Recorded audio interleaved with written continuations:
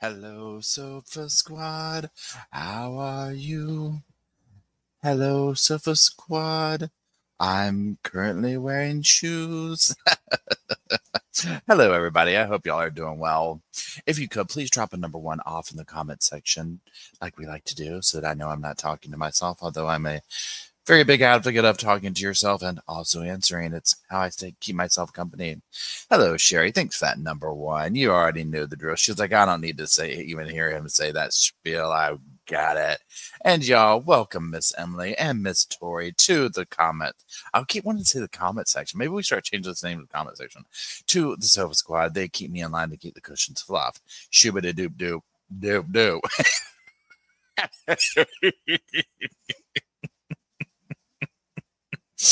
Oh Lord, I'm already snorting. We're not even 60 seconds in. I hope everybody's doing wonderful. Y'all, it's been a week, it's been a day, it's been a month. Oh my goodness gracious almighty. Oh, y'all.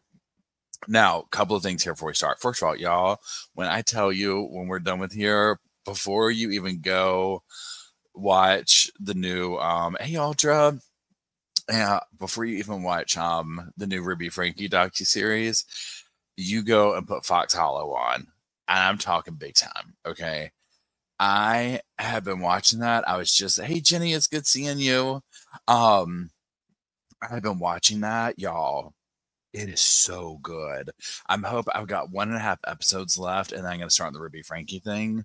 Now tomorrow's video is gonna be not on, it's like a Ruby Frankie Kevin. I'm talking about the Kevin Frankie and Chad Frankie interview.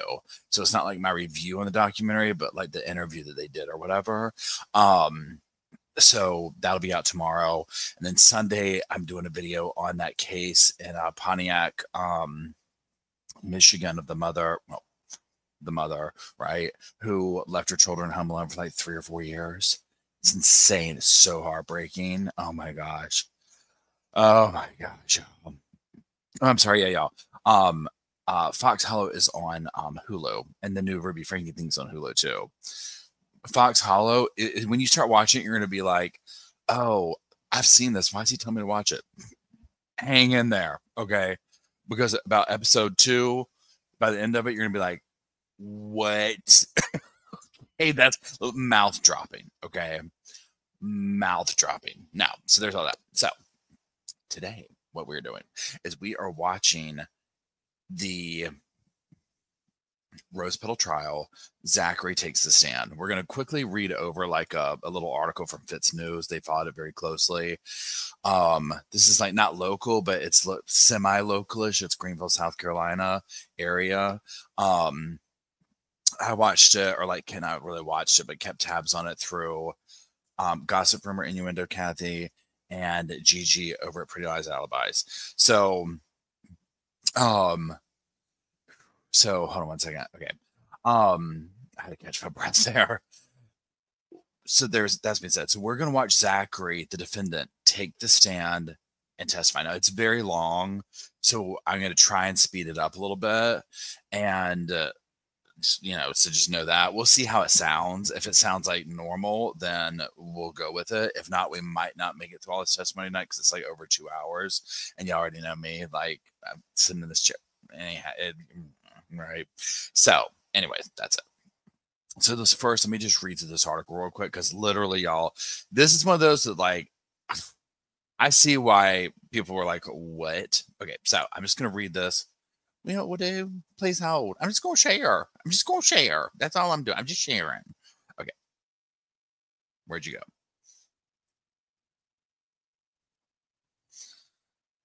Okay, so and I'm gonna just like skim this or whatever. So 41-year-old victim, Christina Parcell, she's murdered October 13th, 2021, Greer, South Carolina. Mystery deepened when reported on the staged crime scene, which included the ritualistic sprinkling of roses around Parcell's body.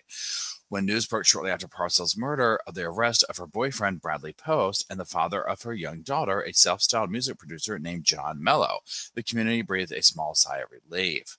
It appeared as though her savage slaying wasn't a random act of violence, I don't know where we go, with the madman still on the loose, but whether somehow someone Parcell knew. Was it a scorned lover, angry jealous father? When the charges against Post and Mello were filed, though, neither man was charged with murder. Post was arrested on charges of exploitation of a minor tied to a child corn and abuse investigation. Mello, he was charged with custodial interference after taking his daughter out of the country in violation of a court order. No murder charges, at least not until the arrest of Zachary Hughes on November 3rd, 2021. Deputies from the Greenville County Sheriff's Office charged Hughes with murder and the use of a weapon during the commission of a violent crime in connection with Parcell's stabbing.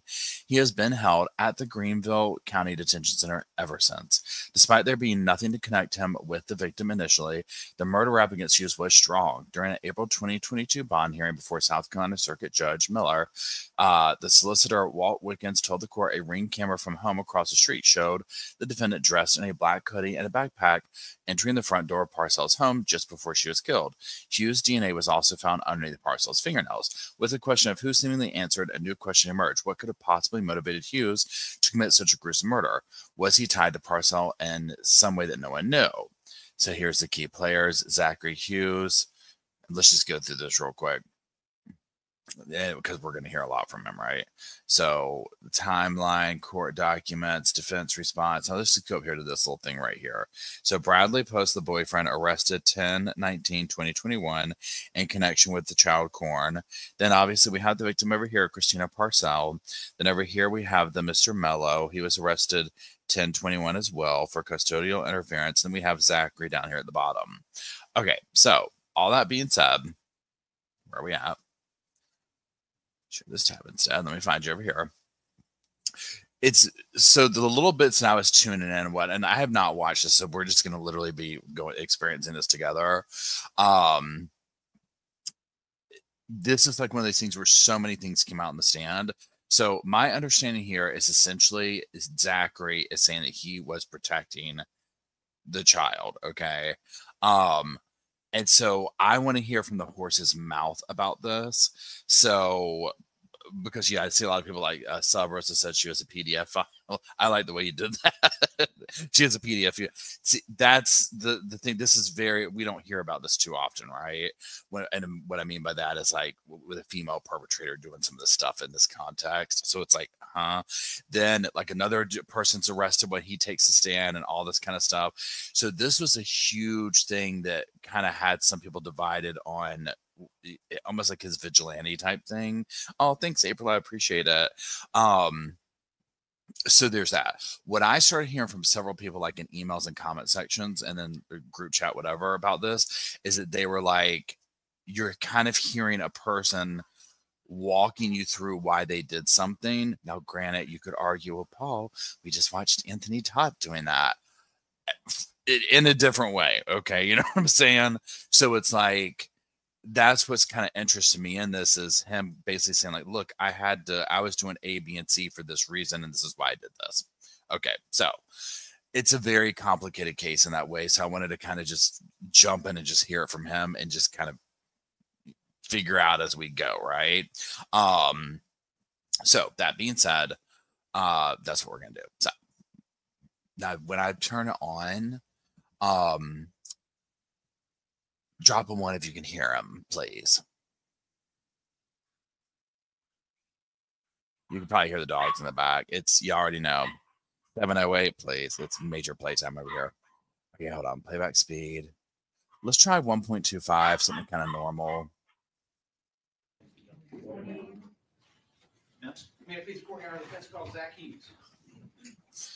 Okay, first of all, can y'all hear it?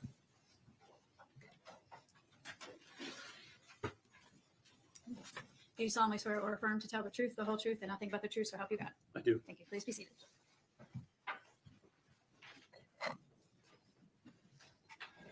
Let me put closed captions on. Please state your name for the record. Zachary David Hughes. Zach, how old are you? I'm 32 years old. Are you married? No. Do you have any brothers or sisters? Yes, I do. Tell this jury about your brothers and sisters. I have 5 brothers and sisters. One is my biological brother, Eli, and the rest are my adopted siblings. At one point, did you have 6 siblings? Yes, I did. Talk about that in a minute. Where were you born? I was born in San Luis Obispo, California. Did you grow up in the entirety of your childhood in California? No, I did not. From California, where did you and your family move? We moved to Southwest Virginia when I was 11. While you were still living in California, did you discover that you had an aptitude for music? Yes, I did. What, if anything, did your mom or dad do by way of an instrument to help you learn how to play music? When I was maybe 4 or 5, my dad found an old Gulbranson upright piano at a yard sale, and he bought it for, I think, $300 and rolled it down the street to our house. So I had an instrument to tinker on when I was young, even before I started piano lessons. Describe, just in general to this jury, what was your, while you were in California and early on in Virginia, what was your home life like? What was it like to grow up in your house? I had a great childhood. I have great parents. They raised my biological brother and I before we adopted in a Christian household. They taught us good values, the importance of good morals and service to others, and they supported me in every way imaginable, and I'm very grateful for them. Zach, you may want to back up just a little bit from the microphone. I think you get just a little bit. Okay. Yeah, that's a little bit better. Thanks. Describe for the jury, you talked about your Christian values in the household. Describe for the jury sort of the, early on at least, the connection between your parents supporting you playing music and the Christian dynamic in your family. Yeah, originally when I was 9, my parents started me on piano lessons. Our pastor's daughter taught piano lessons, and my dad wanted me to play hymns and family devotions. You testified earlier that you and your family moved to Virginia. Tell this jury where you and your family moved in Virginia. It was a town called Abingdon. It's right next to Bristol, Virginia, which is known for the NASCAR Speedway. Describe to the jury what your family's residence was like. Where did you live, and sort of describe that dynamic. We moved to a small 3.5-acre farm. My parents liked the idea of raising some farm animals and giving my brother and I the opportunity to do physical work on a farm, and just the opportunity to be close to nature and grow up understanding the value of hard work. In 2005, did your family grow beyond just you and your brother and your parents? Yes. Describe for the jury how your family grew in 2005. The church we were a part of at a time really encouraged adoption, especially for families or couples who weren't able to have kids at that point in their life or at all. And as a result of this belief in the church that it was good to adopt, there were emails that would be passed around occasionally. And there was an email that was passed around with a photo of 5 Russian siblings who were up for adoption in Russia. And my family saw these photos, and our heart really went out to these kids. At first, we thought they were all boys because their heads were all shaven for lice, and they were all wearing sort of the same kind of clothes, hand-me-downs. But they were 3 girls and 2 boys.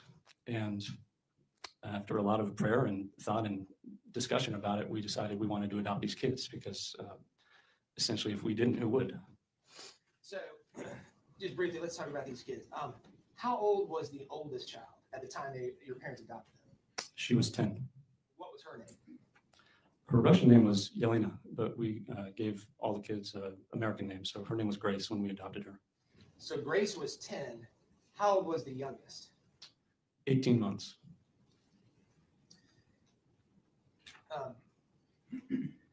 We're going to come back to them in just a little bit. At some point, did you and your family move to South Carolina from Virginia? Yes. How old were you when your family moved to South Carolina from Virginia? I believe I was either 15 or 16. Where did you and your family move in South Carolina? We moved to Travelers Rest in Greenville County. During this time, describe to the jury what is going on in your music progression, your life as a musician, and how you're progressing. Like I said, I started piano at 9, and when we moved to Virginia, I became increasingly more interested and motivated in it. So by the time I was, say, 14, 15, I was practicing on average 6 to 8 hours a day. We were homeschooled, so this allowed me to do this. And by the time we had moved to Travelers Rest, I was very convinced that I wanted to pursue music as a career. You testified you were practicing a lot. Did your during this time, did your father do anything to provide the rest of the family some peace while you were practicing so much? Yes, I like to practice late into the night and into the early morning hours. So my dad actually built me a soundproofed room out in the garage so I could do this without waking the neighbors. So as your musical capabilities improved and increased, while you were in high school, did you participate in any music festivals, specifically regional music festivals? Yes, many. Did you ever win a prestigious regional music festival? Yes, several. Describe to the jury what opportunity you were given in connection with the South Carolina Philharmonic Orchestra. In 2011, I participated in a high school piano festival in Columbia, South Carolina at the University of South Carolina called the Southeastern Piano Festival. And part of this festival, there was an international concerto competition. A concerto is a piece for a solo instrument and orchestra. So in this case, solo piano with orchestra. And that was the Arthur Fraser International Piano Competition. And I was awarded first prize. And part of first prize was the opportunity at a later date to perform a full concerto with the South Carolina Philharmonic. And maybe a year later, we did Beethoven's Emperor Concerto. You testified about high school and your progression as a musician in high school. I want to talk about college. When it came to go for you to go to college, where did you apply to go to college? I applied to 5 different conservatories in the country. Were you accepted to any of those conservatories? I was accepted to 3.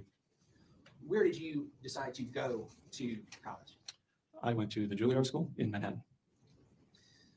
The year you applied, what? Okay, so I want to stop, pause for a second. See, first of all, you see, I fast forwarded some so we can get through this or whatever. So he sounds really fancy, though. You know what I'm saying? Like, I went to Juilliard, I went to this, I went to, you know, but like all this stuff.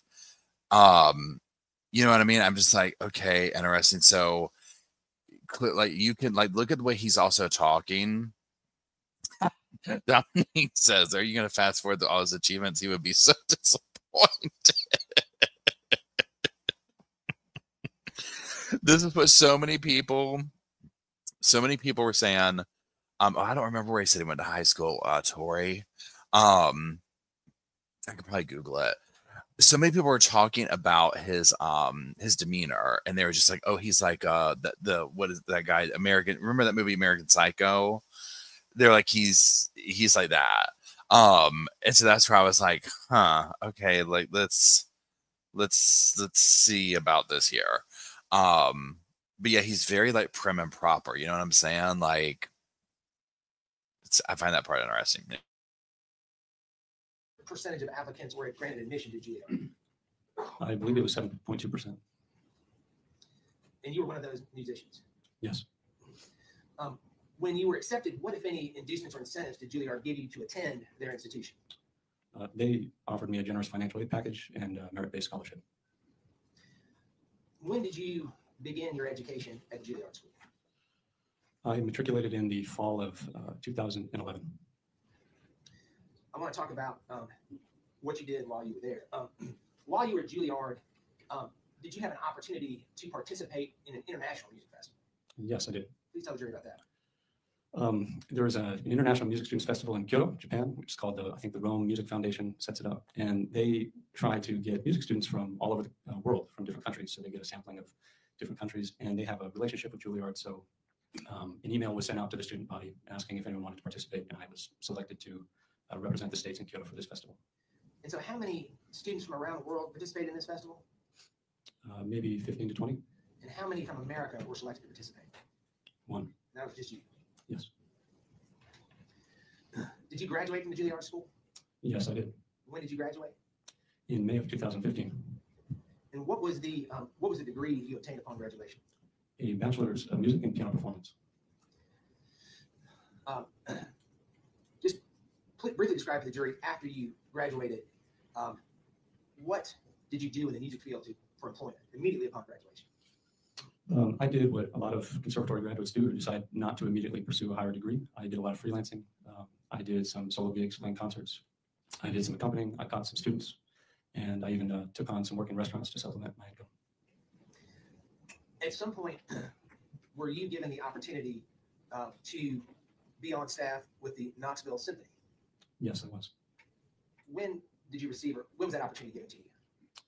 I heard about the audition, that I heard that a spot had opened up for principal keyboardist in the Knoxville Symphony, and I heard about it 3 days beforehand. So last minute, I learned a bunch of excerpts and auditioned, and I was fortunate enough to get the job in 2017. You talked about the principal pianist. Tell the jury what the principal pianist, what that title means and what your function was. It is a principal keyboardist, so it's basically any instrument part in the orchestra that has a keyboard I would be playing. So it could be piano, harpsichord, synthesizer, celesta. And when did you begin your employment as the principal pianist for the Knoxville Symphony? In 2017. When did your employment end with the Knoxville Symphony? In 2018. What did you decide to do in 2018 that required you to leave the orchestra? I decided to enlist with the Marine Corps. So you're a classically trained pianist. You have an opportunity with a symphony to perform with them, which is regular employment, and you decide to leave that and go serve your country in the Marine Corps. Is that correct? Yes. Describe to the jury why you decided to leave your job with the symphony to serve your country in the Marine Corps. Since my sophomore year of college, it has been something I've been thinking about, military service. And obviously there's a window of time that you're able to do that in as you get older. You hit age limits and so forth. And it had just always been something I was interested in, the service of others, service to others aspect of it. I felt like, in a sense, I owed a debt to my country and to do some military service. And I also wanted the opportunity to experience a difficult training environment. And I figured the Marines they had a reputation of being the hardest. So that's the branch I decided to go for. What, if any, attributes of your childhood or the home environment as you grew up, what, if any, of those attributes played into your desire to join the Marine Corps?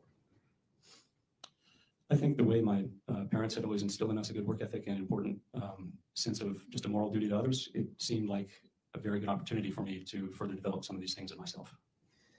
You testified that initially you enlisted in the Marine Corps. Ultimately, did your journey continue as an enlisted person in the Marine Corps? No. Why not? Tell the story. I was speaking with my recruiter, and they ask you a lot of questions, just trying to figure out who you are and what aptitude you might have for different aspects of the service you're going for. And he found out that I had a college degree, which meant, unbeknownst to me, that I was eligible for officer candidate school. So as soon as they found that out, they tried to funnel me into, it's a different recruiting program, but they got me in touch with the officer selection officer and encouraged me to go the officer route. During the selection process for officer candidate school, were you living in Tennessee at the time? Yes, I was.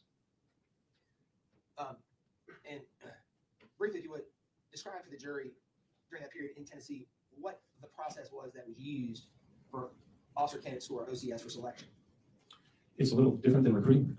You have to go through a pretty rigorous selection process to even be invited to OCS. So you spend a lot of time with your OSO, or your officer selection officer, and it's their job to essentially train you up and get you ready so that you can pass the review board to get an invitation. So Tori, I wanted to say this to you real quick. I was looking at this thing right here. Now it just says, during high school, Hughes began entering competitions and won first place in the prestigious Southeastern Piano Festival. This prize earned him a soloist performance with the South Carolina Philharmonic Orchestra for a performance of Beethoven's Piano Concert No. 5, the Emperor Concerto. They just talked about his talent, and then it goes into kind of what we heard about Juilliard and stuff like that. Does any of that ring a bell to you? And where did y'all get? There you are. Here we go. So when I was living in Tennessee, I was doing a lot of training with him, preparing for this. In Tennessee at the time, was there a board that also was tasked with reviewing applications for OCS? Yes, there was. And the cycle where you participated or your application was evaluated, do you know how many applicants the board authorized to go forward with OCS during that cycle? One. Was that your application? Yes, it was. Let's talk about OCS. At the time you began your journey in the Marine Corps, did Marine Corps personnel try to push you to a different area than you wanted to go to? Yes, they did. Describe to this jury what they asked you to do, or what they wanted you to do. As a recruiter, there are different boxes that I think you get bonuses in a certain sense if you can check, and one of those is the Marine Corps band. So when they found out I had a background as a pianist, they really tried to get me to join the Marine Corps band. And when they asked you to join the Marine Corps band, what did you say? I declined. That wasn't the reason I wanted to join. I wanted to experience a different side of life, and I was interested in infantry. Let's talk about OCS. During Officer Candidate School and your time there, were there metrics that were used by OCS personnel to evaluate physical fitness? Yes. Describe to the jury what those metrics were. There's something called the PFT, the physical fitness test, and it consists of 3 areas. It's pull-ups to failure, maximum crunches under 2 minutes, and a 3-mile time run. What's a perfect score on that? You can get a maximum of 100 in each of the 3 areas, so a perfect score would be 300. What was your score? 294. Ultimately, were you able to complete Officer Candidate School? No, I was not. Why were you not able to complete Officer Candidate School? I was dropped after the 3rd week of Officer Candidate School due to level 3 stress fractures in both of my tibias. So you had broken legs. More or less. At the time you were forced to leave Officer Candidate School, what percentage of the class were you in? I was in the top 3%. Do you remember how many members were in your OCS class this time? It was more than 400. When you left OCS, how did you leave it with the Marine Corps? The CEO of Quantico, which is where Marine Corps OCS is at, asked me to return. He essentially told me to go home, heal, retrain, and come back. We'll talk about this more, but ultimately, did you return? No, I did not. At this time, do you consider yourself a United States Marine? No, I do not. Why? That's a title you have to earn, and since I haven't completed my training, I did not earn it. After you suffered the fractures in your legs, where did you go to rehabilitate and to heal? I went back to Travelers Rest, where my family is, and I stayed with them while I was healing. And just to put a time on this, is this approximately 2019? Is that right? This is late January of 2019. So now you're living with your family in Travelers Rest here in Greenville County. While you were living with your family and rehabilitating your legs, were you presented with an opportunity to play music? Yes, I was. Describe to the jury what that opportunity was. Through a series of mutual acquaintances, a woman by the name of Jeanette Wynn sent me an email and asked me if I would be willing to play an inaugural concert for their church. They had just received a gift of a very fine piano, and they wanted to have this concert sort of as a thank you to the donor and to show the congregation what it sounded like. And so you were asked to perform using the gift of the piano that the church had received. Is that correct? Yes. What was your response to that invitation? At first, I was inclined to say no because I was about 6 months out of practice. But the more I thought about it, it seemed like it would be a good thing to do while my legs were healing, so I accepted. Describe to the jury, when did you play the inaugural concert on the piano on that field? I believe it was in June of 2019. Were you being paid for the performance? Yes, I was. Describe to the jury what the arrangement for the payment would be. It was a flat fee honorarium for this one concert. And was the concert well received? Yes, it was. I want to talk about, just briefly, you mentioned Jeanette Wynn in your introduction to the Wynn family. You first met Jeanette Wynn and other members of the Wynn family in what year? Was it 2019? In 2019, yes. And over time, did you develop a friendship with the Wynn family? Yes, I did. While you developed this friendship, did you share with the Wynn family a long aspiration you had held in the music context? Yes, I did. Tell this jury what that aspiration was. Growing up, Beethoven had always been my favorite composer and something of a personal hero. And in 2020, that was going to be the 250th birthday for him. So I had this dream that I really kind of put on the back burner when I was intending to go through OCS, but this dream of playing all 32 of his piano sonatas in a series of concerts. And in passing, I shared this with the Winns. And when you shared that aspiration you had with the Winns, what was the reaction of the Winns and their church members? They were very enthusiastic about the idea. And so their support of your dream, what effect did that have on your decision to go back to the United States? Playing all of these sonatas is not something you can really just decide to do. You need a venue to present them at, so you need external support. And when I realized how enthusiastic the Winns and their church congregation were about this, I realized that there was actually a real way to do this. So it presented me with a very difficult decision, whether to go back to OCS or whether to do this passion project of mine that I didn't think I was going to ever be able to do. And I eventually chose to do the Beethoven sonatas. Let's talk about this project. You said 32 Beethoven sonatas. Yes, How many pages of music comprises the 32 sonatas? it's over 600 pages. If you played those from beginning to end, how long would it take to get through all 32 sonatas? It depends how fast you go, but roughly 11 to 12 hours. To your knowledge, how many people have been able to accomplish this endeavor? I don't know the exact number. It's not many. It's something, probably only a dozen or two pianists have ever recorded. As to how many pianists have actually done it, I don't know if there's a record of that. So let's talk about what you did to prepare. We're in 2019. When was the first concert on this project? When was that? When were you to perform that concert? When was that? In January of 2020, Where was that going to be? Where was that performance going to take place? at the Winds Church. To prepare for this inaugural concert, where were you living? At first, I was living with my family, and at a certain point, the Winds extended an invitation to me to live with them because they had a piano that I could practice on, and I think they wanted to hear me practice. So let's talk about January of 2020. Did you have your inaugural concert for this project in January 2020? Yes, And where did you perform this concert? at the Winds Church. Were you to be compensated for this concert series? The concerts were donation-based, and the church and I had agreed to split the proceeds 50-50. Did you perform that concert in January of 2020? Yes, I did. How was it received? Very well. What percentage of the project, meaning how many sonatas, did you perform in the first concert? I played 3 sonatas in the first concert When was the next concert? in February of 2020. How many sonatas did you perform in the second concert? I think 2 When was the third concert? in March of 2020. How many sonatas did you perform in March concert? I believe 3. Was there were you able to perform a fourth concert in April of 2020? No, I wasn't. Why not? COVID had happened, which was making public gatherings impossible at the time. So up until April of 2020, if you had to guess, what percentage of the project were you able to complete in those 3 performances? Maybe a fifth to a quarter. All right. During this time, were you working anywhere else to make a little extra money? Yes, prior I had been working at Gianna downtown serving, and at some point I started working there again after COVID happened. And I also took on some work with my dad, painting houses and laying brick. So when the pandemic hit, did that put a complete end to your music performances? For the time being, yes.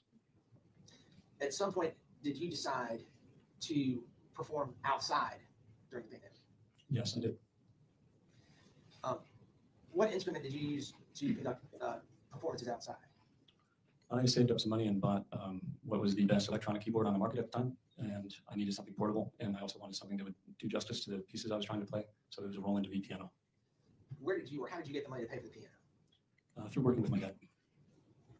So after you got the piano, did you begin to play music on the streets of downtown Greenville? Yes, I applied for a performance permit for public spaces, and then I started several times a week taking my keyboard downtown and playing these sonatas at various spots in downtown Greenville. When did you start performing in downtown Greenville? It would have been sometime in the summer of 2020. Where were some of your most frequent locations where you perform music in downtown Greenville? Probably the most frequent was right in front of Spill the Beans at the entrance to Falls Park, where the fountain is. I want to talk about an evening in August of 2020 while you were performing outside Spill the Beans. While you were performing, did anyone make contact with you and introduce himself to you? Yes, Who was that? that was John Mello. Was John Mello by himself or was anyone with him? He was with his daughter, Aida Mello. How old, best you can recall, how old was Aida at the time? She was 8. Tell this jury about the interaction you had with John Mello when he first introduced himself when you were in front of Spill the Beans. I didn't know who he was, but he came up and said he was a musician and asked if I'd be willing to take a request. He said his daughter's favorite piece was Claire de Lune, and I know that piece really well. It's a favorite piece of mine, so I played it for her. What, if anything, did you observe about Aida while you were playing Claire de Lune? Like I said, she was 8, so she was pretty young.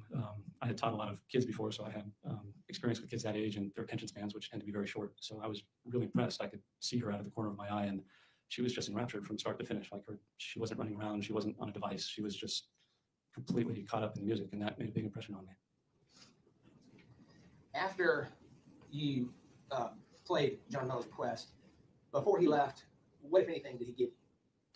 He gave me a business card. Did you use it to make contact with him after that first meeting? Yes, I sent him an email. Why did you follow up and begin to communicate with John Mello after that first meeting?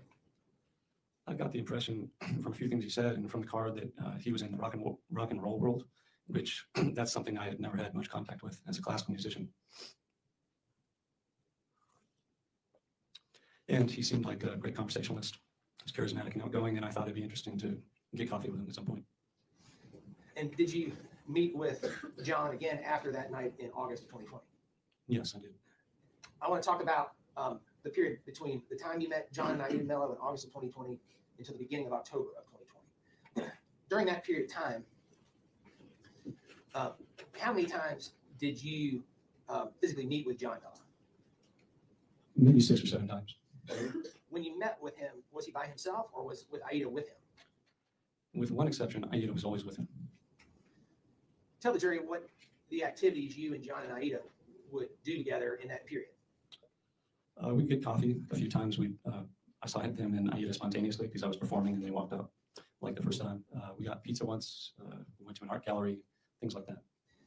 Tell the jury what your impressions were of Aida as you got to know her in the late summer, early fall of 2020.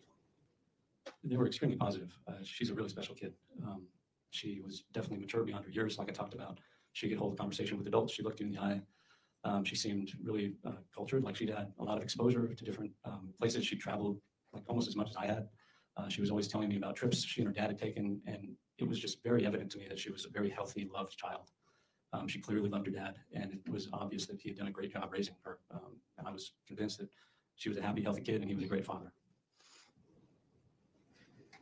Let's fast forward to the beginning of October of 2020. When is your birthday? October 2nd. On your birthday, October 2nd, 2020, how did you celebrate your birthday? At this point, Aida had visitation with her mother, Christina Parcell. So this was the one time I saw John where she wasn't with him. And John wanted to show me some of his favorite taco stands out on White Horse Road. So we celebrated my birthday together and went to a couple bars, had dinner, ended up getting tacos at the end of the night. At the beginning of the night, what was John's mood? Very festive. By the end of the night, had his mood changed? Yes, it had. Describe what his mood was at the end of the night. Towards the end, at one of these taco stands, he became very pensive and even distraught. And he started to tell me about really grave concerns he had about his daughter, specifically when his daughter was with her mother, Christina Parcell. And he essentially said that whenever Aida's mother had visitation, he just never could rest easy until he got Aida back. And that he just didn't trust her, and he thought that she wasn't responsible and that she might even hurt her at some point. And I mean, frankly, it kind of, I mean, the mood of the evening took a big dip because of this. It was clear that he just was terrified about the danger his daughter was in, and this made a big impression on me. So when you were with John on your birthday of October 2nd, 2020, where were Aida and Christina Parcell? I believe they were on a road trip to see family, maybe in Alabama or somewhere farther down south. When was she due back to Greenville?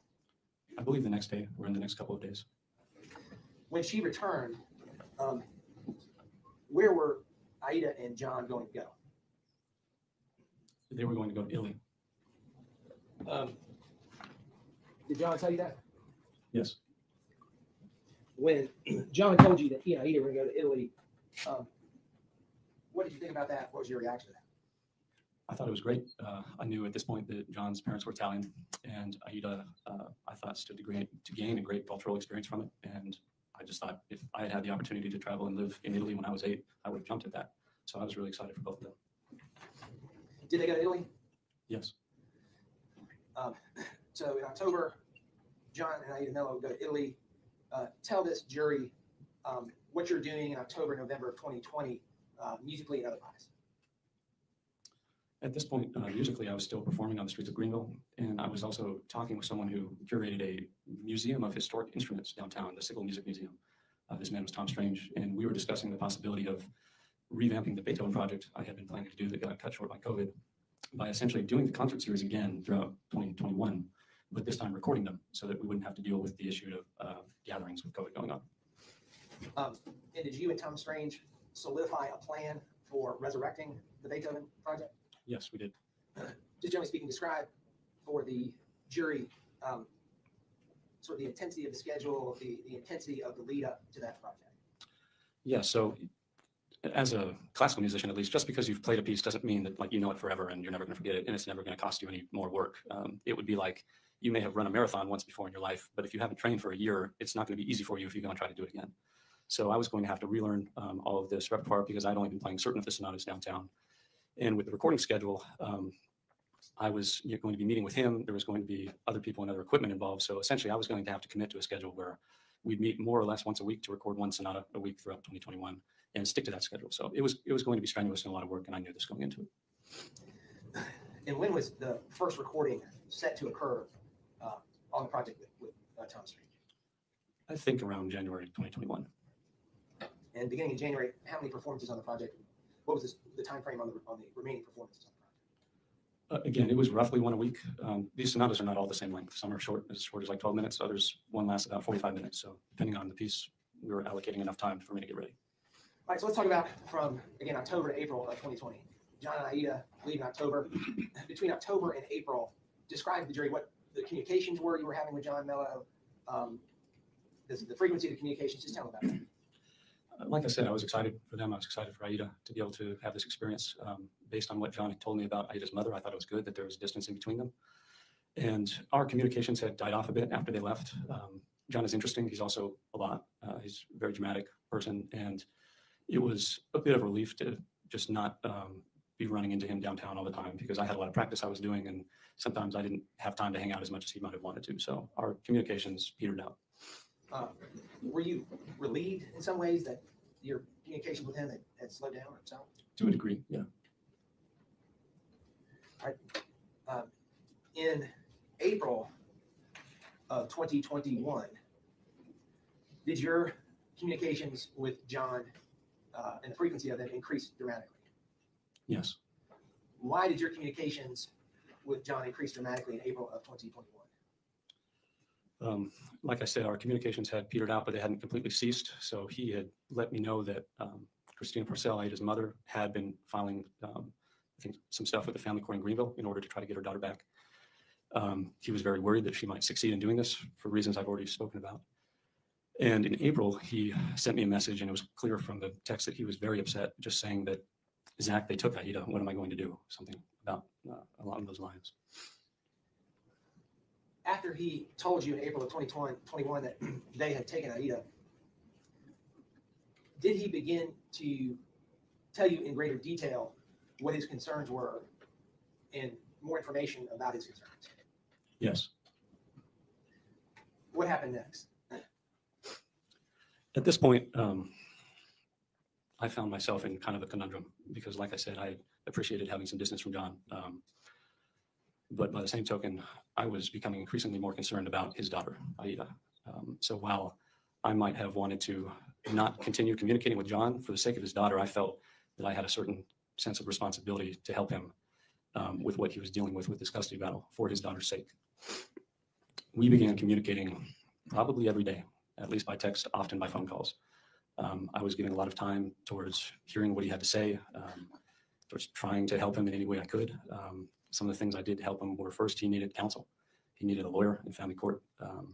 So I was calling a bunch of lawyers in Greenville, trying to find someone who could help him. And by helping him, help Aida.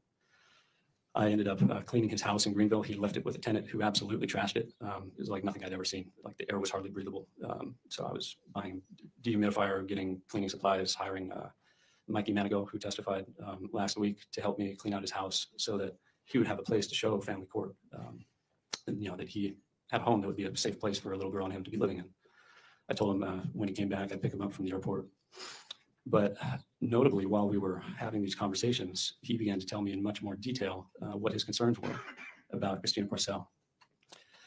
And well, in order for you to understand what my reaction was to what he was telling me, you need to know what my experience was with my oldest adopted sibling, Grace. So when we adopted these kids, we really didn't know much about them. Objection, Your Honor, maybe approach. Sure.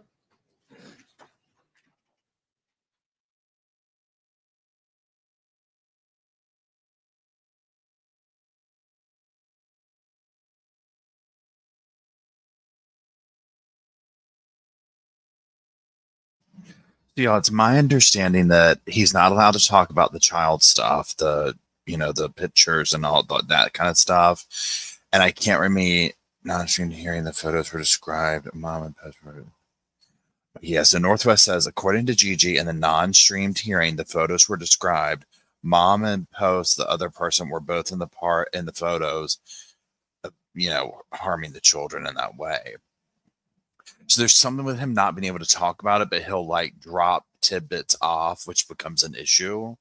And so that's kind of at the heart of this case where like, it's almost like there was like this vigilante type vibe from what I can understand of it.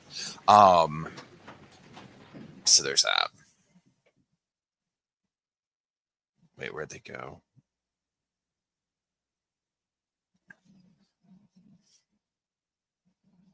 Yeah, the Trans-Siberian Orchestra is amazing.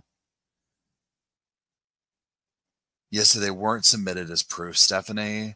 And so that's what's kind of weird because, yeah, so Bookworm says the CSAM, which is child something, isn't it something material, the essay, you figure, the essay stuff, right?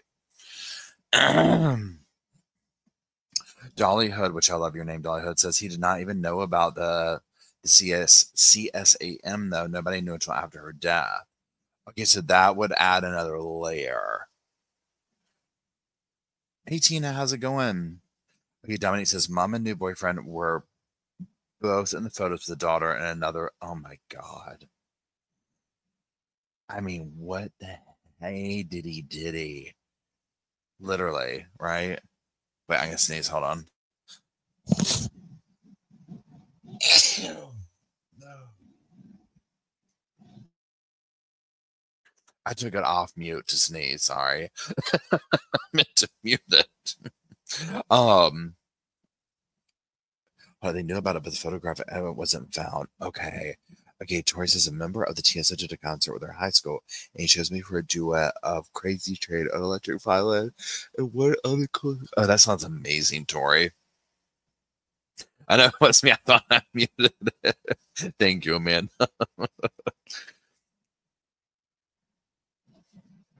Yeah.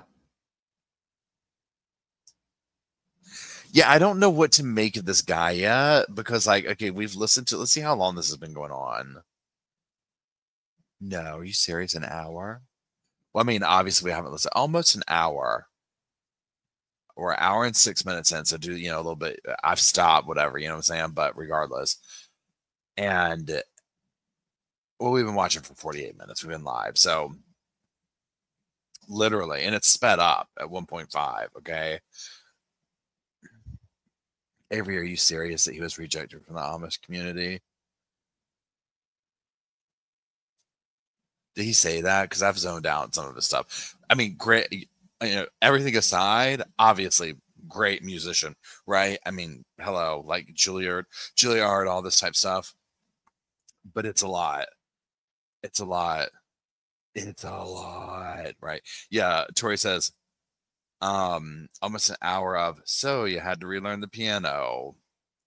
Yes, I was. Northwest says, analogy, Boone couldn't discuss George's abuse until a threshold was met.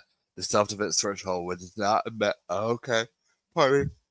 So this adds a lot of good context. Thank you, Northwest. So Northwest says, analogy, Boone couldn't discuss George's abuse until the threshold was met. The self-defense threshold was not met in Zach's case.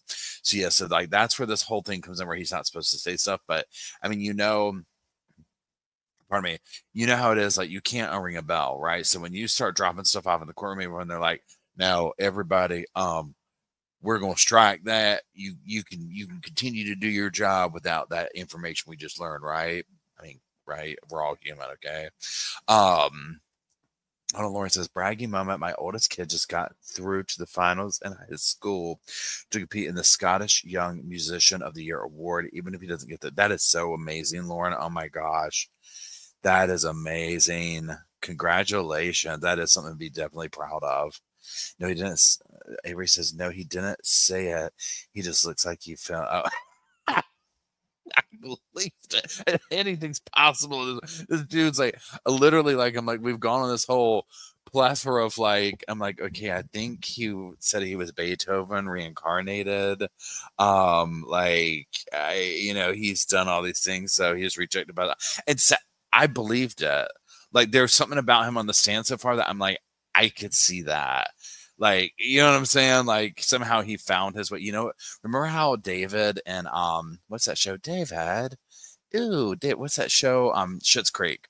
Remember how he ran away and like hooked up with the Amish family for a weekend or basically or whatever, and then they got rid of him because they couldn't stand it.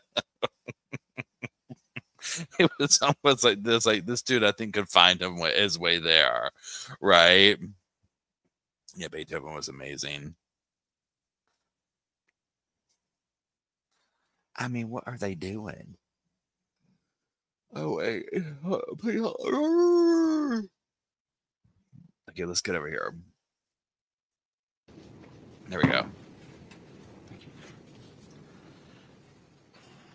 I don't say this lightly, but my older sister, Grace, was the most evil human being I've ever met in my life. She was 10 when she came into our family. The Russian government didn't tell us much about the kids, so we weren't aware of any, if any, behavioral issues there may have been. And there were many, but specifically with her. I would Okay, this is getting now we're in the interesting stuff. Describe her without reservation as an affectionless psychopath. It wasn't that she was immoral, it was more that she was amoral. She didn't have a sense of right and wrong. Her emotional compass was seemingly non-existent. She was just dead inside. She was a masterful manipulator and deceiver. She could lie at the drop of the hat for reasons that might involve her personal gain or just for the heck of it. She would invent the most absurd, crazy, gruesome stories just to get a reaction out of people. And she could talk about this stuff with the same tone that you might talk about making a sandwich. And this from a girl that I knew between the ages of 10 to 14. It was incredibly disturbing. And the things I learned about that type of personality have stayed with me my entire life because I've never met someone like this since. And with one exception, I had never even heard someone describe another human being like this. And one of the things that is so dangerous about someone like this is, she was literally like a vampire who would just suck the goodness out of other people around her. She could be very emotional, and she would fake these emotions in order to elicit a response in you, a sympathetic response. And if, for instance, you were accusing her of doing something like stealing or hurting one of her siblings, she would weep and just beg you to believe her and say, no, I didn't do it. And then if you would present her with irrefutable proof that we knew you had indeed done this, it was like a mask would just fall off her face. And I mean, she'd just look at you with shark eyes. And no matter how many times we would go through this cycle with her, where she would deceive us and betray our trust and hurt people in our family, she would always reel us back in, because there's something in normal, good people that wants to believe that someone like this can change. You want to believe that there's redemption for someone like this and that they might change their ways and become a better person. And she knew that. And she would use that in order to ingratiate herself again and regain our trust, only to betray that big trust again harder than she had the first time. And this happened dozens of times, and it created an incredible amount of strife in our home. She could manipulate my parents and drive a wedge between them. She was just an incredibly intelligent person and incredibly evil. And having met someone like that, it made me able to understand, and even though I didn't want to, accept the fact that people like this exist, whether you want to believe it or not. And if you trust them, you are only ever going to get hurt by them again. You have to forgive them at some point. And that was a very difficult thing for me to do. It took me years, but eventually I had to accept an apology from this girl that I never got and was never going to get. Okay, so on this part right here, this is my whole thing. And y'all know just much about that. Well, y'all probably know more about the case than I do. Again, like from my perspective, like if I'm a juror member or whatever, or on the jury, and he's up here like saying this thing right here, because of the context of he's on the stand, which, I mean, granted, he's not been convicted at this point, right? I mean, obviously at this point he has, like, in real time when this is happening, like they hadn't done the verdict yet. But him talking about, like, you could never trust someone like this, and if you did this, they're going to hurt you and all that. I'm kind of like, what if he's describing himself and, like, projecting it on someone? Like, these are just things I wouldn't say on the stand. It's almost like you never want to, like when somebody gets in the stand and they'll talk about, like, they'll say something like, if the murder weapon was a knife, and they use the word knife, it's like creating imagery for the jury to get that much closer to envisioning you as this thing. And that's what this is giving me right now. Like that kind of thing where I'm like, oh, let's not talk about somebody else being a psychopath, right? Like not in this context, like not when we're on the stand. And I had to do it for myself, but I would never trust her again. That would be insane, for my own safety or for the safety of others. So this is an experience which I think is somewhat unique. I think most people have not met someone like this. And I mean, we might watch true crime documentaries or things like this, and we know that technically these people are real, but they exist on Netflix or in someone else's lives. And we never once believe that it could be someone we know, or that it could be someone living next door, or that it could be someone that our children play with, or, you know, someone we might allow to look after our kids. So knowing this is essential to understanding my reaction to what John began to tell me about Christina Parcell in April and May of 2021, after Aida had been taken back to Greenville. He started describing Christina Parcell's character and her personality. And as he was going through various points, he kept saying, Zach, I know you're not going to believe me. Like, I know this sounds overblown and dramatic, and you probably think I'm exaggerating. And under other circumstances, I would have, because John does, I mean, he's a big storyteller. And, you know, when people are talking about their exes, like, everyone thinks their ex is the Antichrist. So, of course, I was sort of predisposed to be biased against what he was telling me, except for the fact that point by point, everything he described about Christina Parcell was exactly the same as my sister Grace. He told me that Christina Parcell was a master manipulator. He said she can lie at the drop of the hat and you'll never know it. He said she was incredibly charming. He said she was incredibly intelligent and talented. He used to say she was smarter than he was, but that her biggest fault was that she was lazy. And she had this arrogance combined with her laziness that was essentially born out of the fact that she knew she never really had to work too hard at anything in life. And she could even sacrifice trust with people and tell them lies that could easily be found out, because ultimately she was completely confident in her ability to reel someone back in, no matter how bad she had burned them before. And he could have been describing Grace to me because I knew this behavior. I had lived through this behavior. So at this point, I'm sorry. When he was describing these features to you of Christina, had you ever told him about Grace? Did he know anything about Grace? no, I don't make a habit of talking about Grace to people. One, it's incredibly difficult to speak about. And two, most people, having not met someone like that, it just doesn't really land most of the time. They don't understand what you're talking about. So no, John had no idea that I'd had this experience with Grace, which made me realize that there was no way he could have possibly invented this, because no one would get it right point by point by point unless they had met one of these people.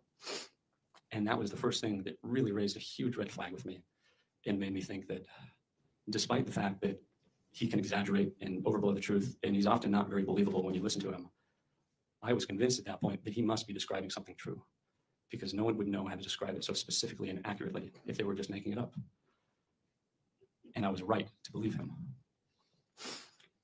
So in addition to this description of her character, and one last thing about Grace and Christina by correlation, one thing Grace she had an addiction to doing was not merely stealing from you or sucker punching one of her siblings just to assert dominance or doing other terrible things to her siblings. She would recruit her other younger siblings to do these things for her. She would get off on making little duplicates of herself and training and enlisting her siblings to act as proxies for her, so that she wouldn't actually get in trouble, because these words, recruit, proxy, we're talking about a 10-year-old, right? I'm like, literally, she would recruit and enlist soldiers to become proxies of her. And I'm like, to what? Steal a cookie jar? I mean, what are we doing here? Like, I mean, and I'm not trying to negate that, like, this can't take place. Like, obviously, you know what I'm saying? Like, I get it. This part's weird. Okay, let's keep going. We knew that we all had our eyes on her because of her behavior, and we knew we couldn't trust her. So if she even had 2 minutes with one of her younger siblings where no one was within earshot, she would tell them, hey, mom's going to go check the mail. I just saw the mail truck go. When she's doing that, I want you to go run into her bedroom and go into her jewelry, or go and get this for me and we'll split it. Go and get that food that mom said we can't have till the weekend or something. So she was an incredibly corrupting influence on anyone around her that she could exert her influence on. Again, I call her a vampire who sucks the goodness out of others. This is an incredibly appropriate metaphor because that's what vampires do. They're intelligent, they're dead inside, and they eventually kill the people around them unless they find someone who might be useful to them, and then they create a duplicate of themselves that they can control. And this is exactly what Grace would do. So when John was telling me all this, I realized that there was an incredible danger that what Christina Parcell was a future preview of what Aida Mello could potentially become if she was left in this woman's custody and was raised by her. And the facts have borne out that I was right. But Sustaining. We'll instruct the jury to disregard the last comment. Like, at some point, was Grace actually removed from your family? yes, Describe for this jury why, or the circumstance or the event that prompted her removal from your family. it had been 4 years of what I've been describing. She had been sent to different girls' homes around the country, many of which had records of never expelling a single student, and she was the first for many of them that they expelled and sent back to us. And it finally just got so bad that we realized she was going to be a physical danger to our family. I discovered a diary that she had made where she described in detail my parents having their eyes gouged out and dying, and how once my parents were out of the way and dead, she would be able to assume her role as rightful queen of the country. So she just had these psychopathic delusions of violence and grandeur. And we called the SS and asked them to remove her from the home. We're going to come back to that in a second, or in a little while. You testified about things that John told you about Christina. Did he also provide you with other information about Christina that informed your opinion of her or what you came to know about her? Yes. What were some of the documents or other pieces of information that John provided you? Objection, you say. No, we're not offering it for its truth. We're offering it to show what he knew. It's state versus big outside, John. We're not offering it for its truth. Go ahead. He offered me, among other things, three very pertinent collections of information. One was the photographs that have been discussed that I sent in mailings to various people, along with advertisements from an escort website, which were connected with these photographs. These photographs were of Christina Parcell in various stages of undress. And John told me that they were prostitution advertisements from her previous career as a prostitute. And looking at these photographs, there was no doubt in my mind that that's what these were. And I don't say this in any way to try to shame. It's simply that, I mean, who said it? Like pornography, you know it when you see it. Well, I think the same can be said in terms of these photographs. They were not cute, sexy, intimate photographs that someone might send to someone they're dating or something. They were lewd and tasteless, and there was a very clear element of advertising, a commercial element. So when I looked at these, there was a vacant, arrogant, almost derisive look in her eyes. Okay, wait, so pause. And someone in the comment section just said this about Dominique, he sent photos to her for different people. Yeah, what did they just say about that? So he got these photos of her. She was maybe doing some side work or, who knows, whatever. So did he send these out to a bunch of people to be like, look, she's on the host roll? I mean, like, is that what he's trying to say? What's interesting is, and I'm curious to see, especially for people who maybe watch the trial, he does seem to have this, like, he's painting this picture. Hold on, Northwest says the photos were older and taken for her boyfriend. So he's saying that she was a working girl. Oh, this is interesting. So, I mean, is his whole thing where he's trying to take a morally high road to everyone?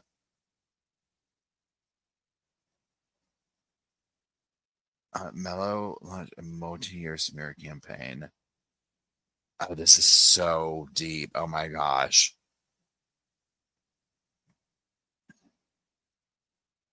Mail them to her family and friends. This is crazy. Some other neighbors to make her appear as a bad mother.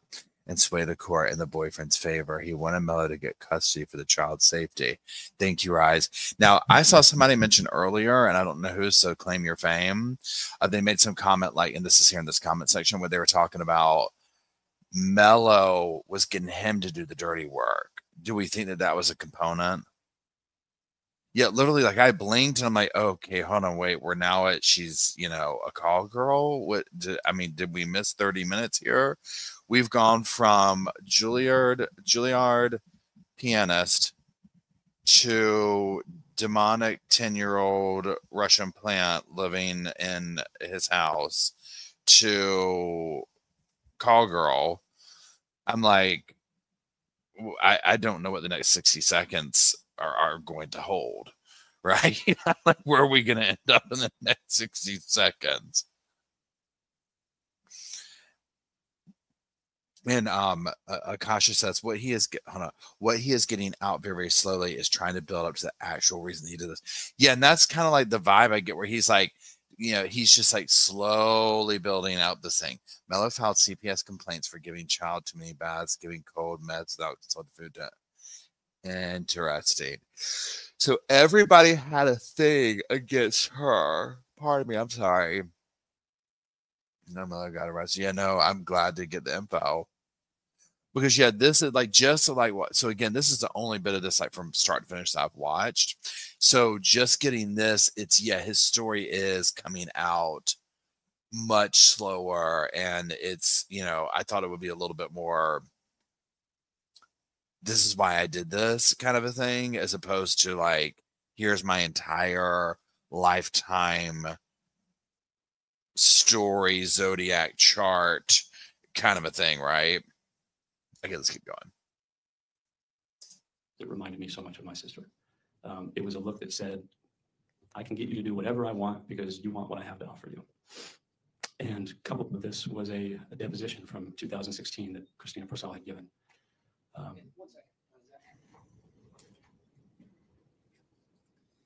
Let me show you, Zach, what's in Mark's defense exhibit 46. Take a look at this. Yes, this is the deposition. All right. This time the defense removed defense exhibit 46 in evidence. State objects. Not hearsay.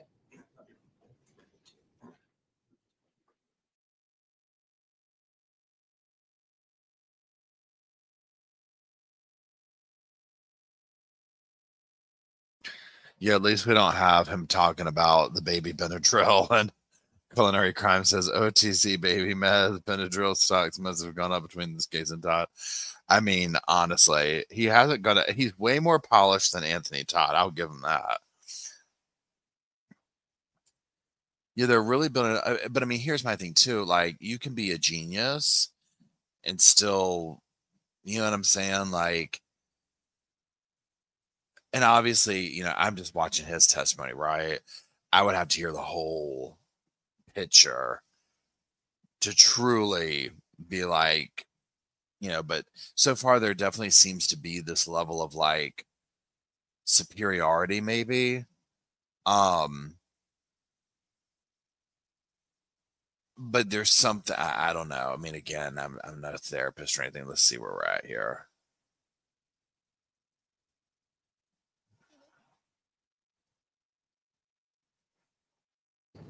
I'm going to allow this to come in. Okay. I'm going to allow this to come in now. This is, so again, I renewed my motion to enter defense exhibit 56 in evidence, and it's admitted. Is that correct?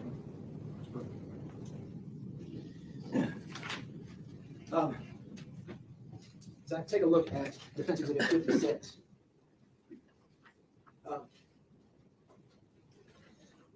Would you, for the jury,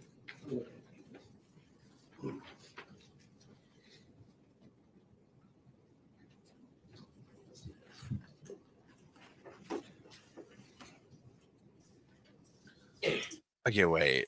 Kath says Zach never met Christina. He went by what Mello told him. Here's my next question then. And have I missed it? So I was literally sitting here like, well, then how was he dating her? How does he know her? Like, how does he know this woman? Have I missed this?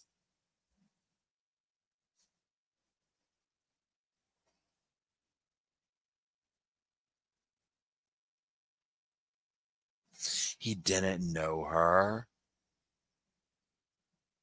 So then who did he was friends with Mello? Oh, this changes everything. He didn't even know her.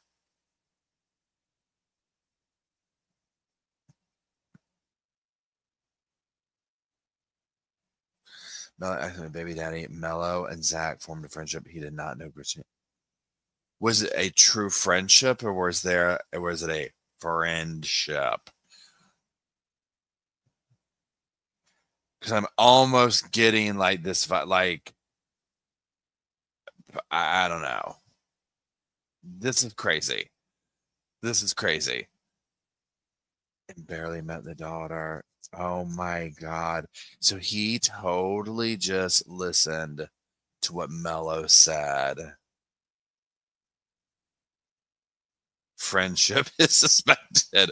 I mean, so when I was sitting here going in my mind a little bit of being like, maybe this or that or whatever, I just started kind of getting the vibe like, what is the connection here? You know what I'm saying? Like, I wonder if there's something like that could come out. Okay, so let's keep going. Oh, this is wild. Let's see.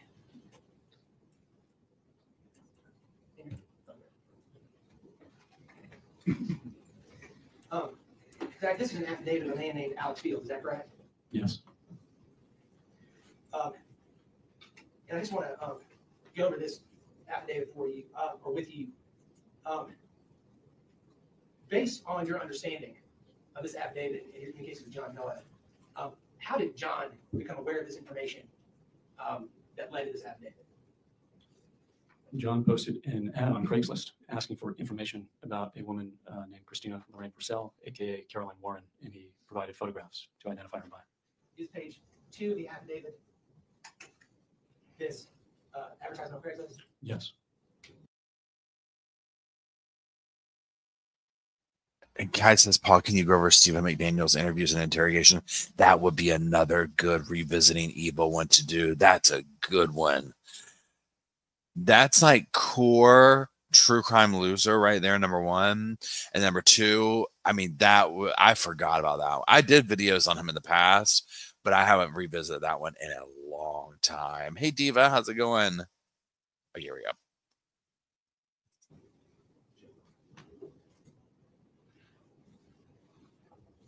Okay, let's go to page 1 of the affidavit.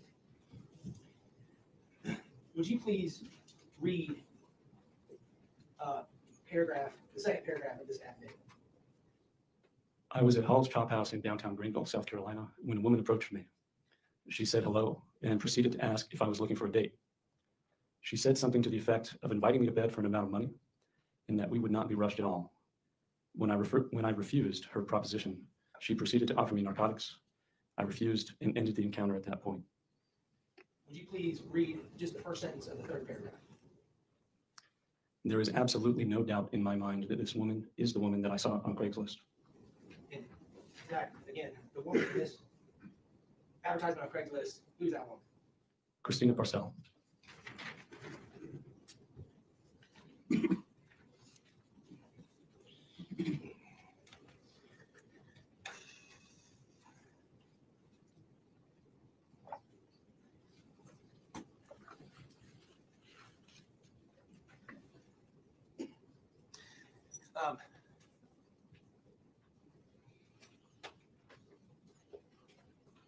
Zach, I want to talk about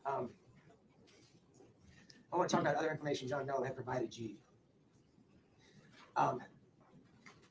You heard testimony from investigator Dan Bell. Do you remember that testimony? I do. And do you recall in the state's case in chief, Dan Bevel, both in direct examination and cross-examination, testifying that he had met Christina Purcell in his official capacity before he began his investigation of the letters that were sent? I remember. And isn't it true that John Mello shared information with you about interactions he had had with Dan Bell? Objection. Your Honor, I need a curative instruction on that. You know, I totally disagree, and I'm happy to argue.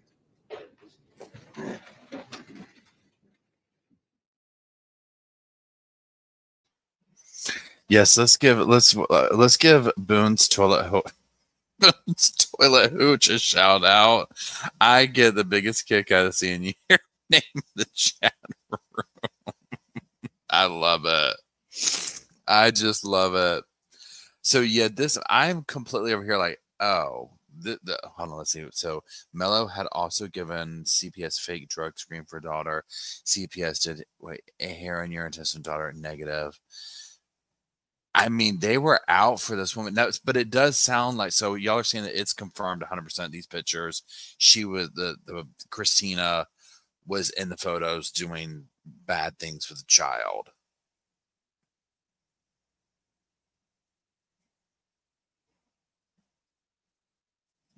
I was watching Gossip and Ian this video and Donna. Oh, Diva did Gossip and Gossip do a video on Donna. That was crazy. Her on the stand. Oh my gosh, we might watch that one too. I'm trying to. It's in my plethora of things to do a video on. The court reporter has one of those things that she's talking into. I desperately want to know what a burp would sound like and like what it would translate to if it would literally just like blah, blah, blah, blah.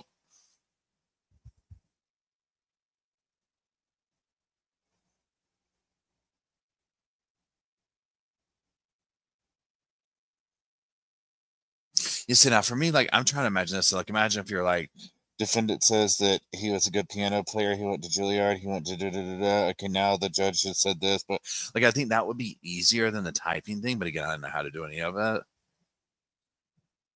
Google the court reporter thing. There are videos. Oh, cool. I will. Taking that breath of eyes every time she was caught drinking a job. Can you imagine? They got that court reporter to twin, like those things you got to crank your car with. Got to blow into it. She got to blow into it to make her typewriter work.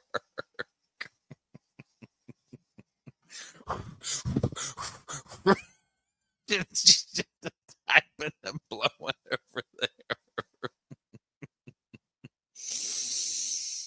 Oh gosh. Yeah, that's so wild, Nathaniel.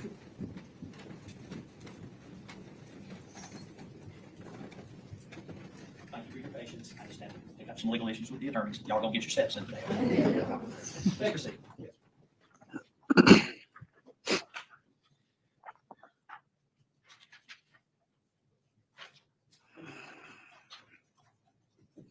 So, Zach, you testified about information that John has provided you related to concerns he had about Christina Parcell, especially in conjunction with Aida Mello. We talked about the time period April. I want to move to May.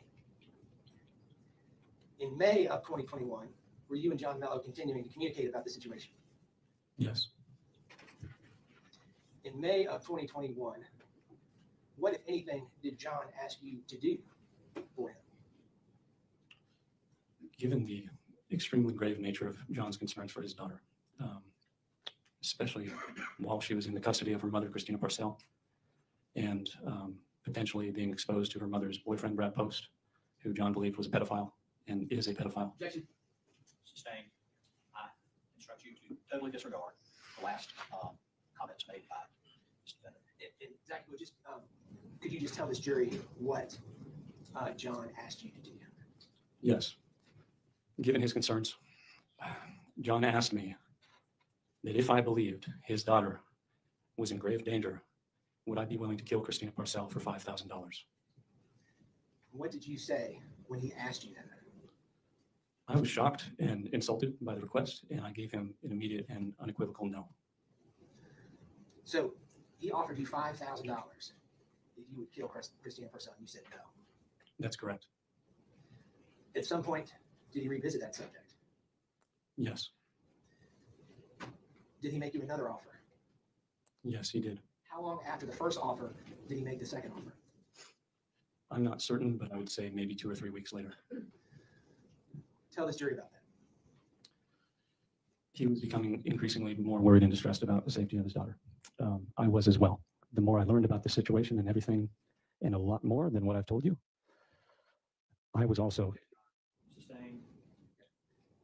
What was the second offer? The second offer, he asked me again, if I became convinced that his daughter was in danger, would I be willing to kill Christina Parcell for $10,000?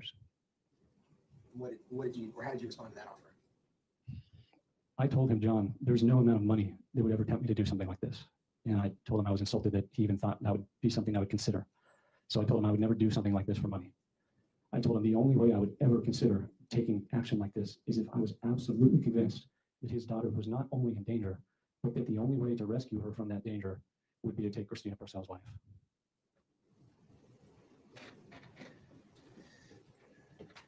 Let's talk about what else is going on in your life in May of 2021. Tell this jury what you're doing with the music project with Tom Strange, how that's going. We've been at the project recording sonatas in the museum, like I talked about, for about 5 months. This, of course, I was doing in conjunction with all the help I was trying to provide John and Aida. So the music project on its own would have been incredibly stressful. And with everything else, I was just approaching burnout. Honestly, I was having a really hard time meeting my deadlines. And I was worried that the quality of the work I was doing was going to be going down. And I was just at the point where I needed vacation, honestly. We're going to get to that in just a second. Tell the jury about your compensation as it relates to the music project with Tom Strange. It was just an arrangement of a flat fee for all 32 sonatas. I was going to receive $5,000. And if you broke that down on an hourly basis, how much were you getting paid per hour for that project? Probably less than $1, but it was a labor of love. During this time, were you also doing other things to try to make money to support yourself, or was it? Yes, I was giving some outdoor concerts on the Wind's lawn, and these were donation-based, so people were supporting me financially in that regard.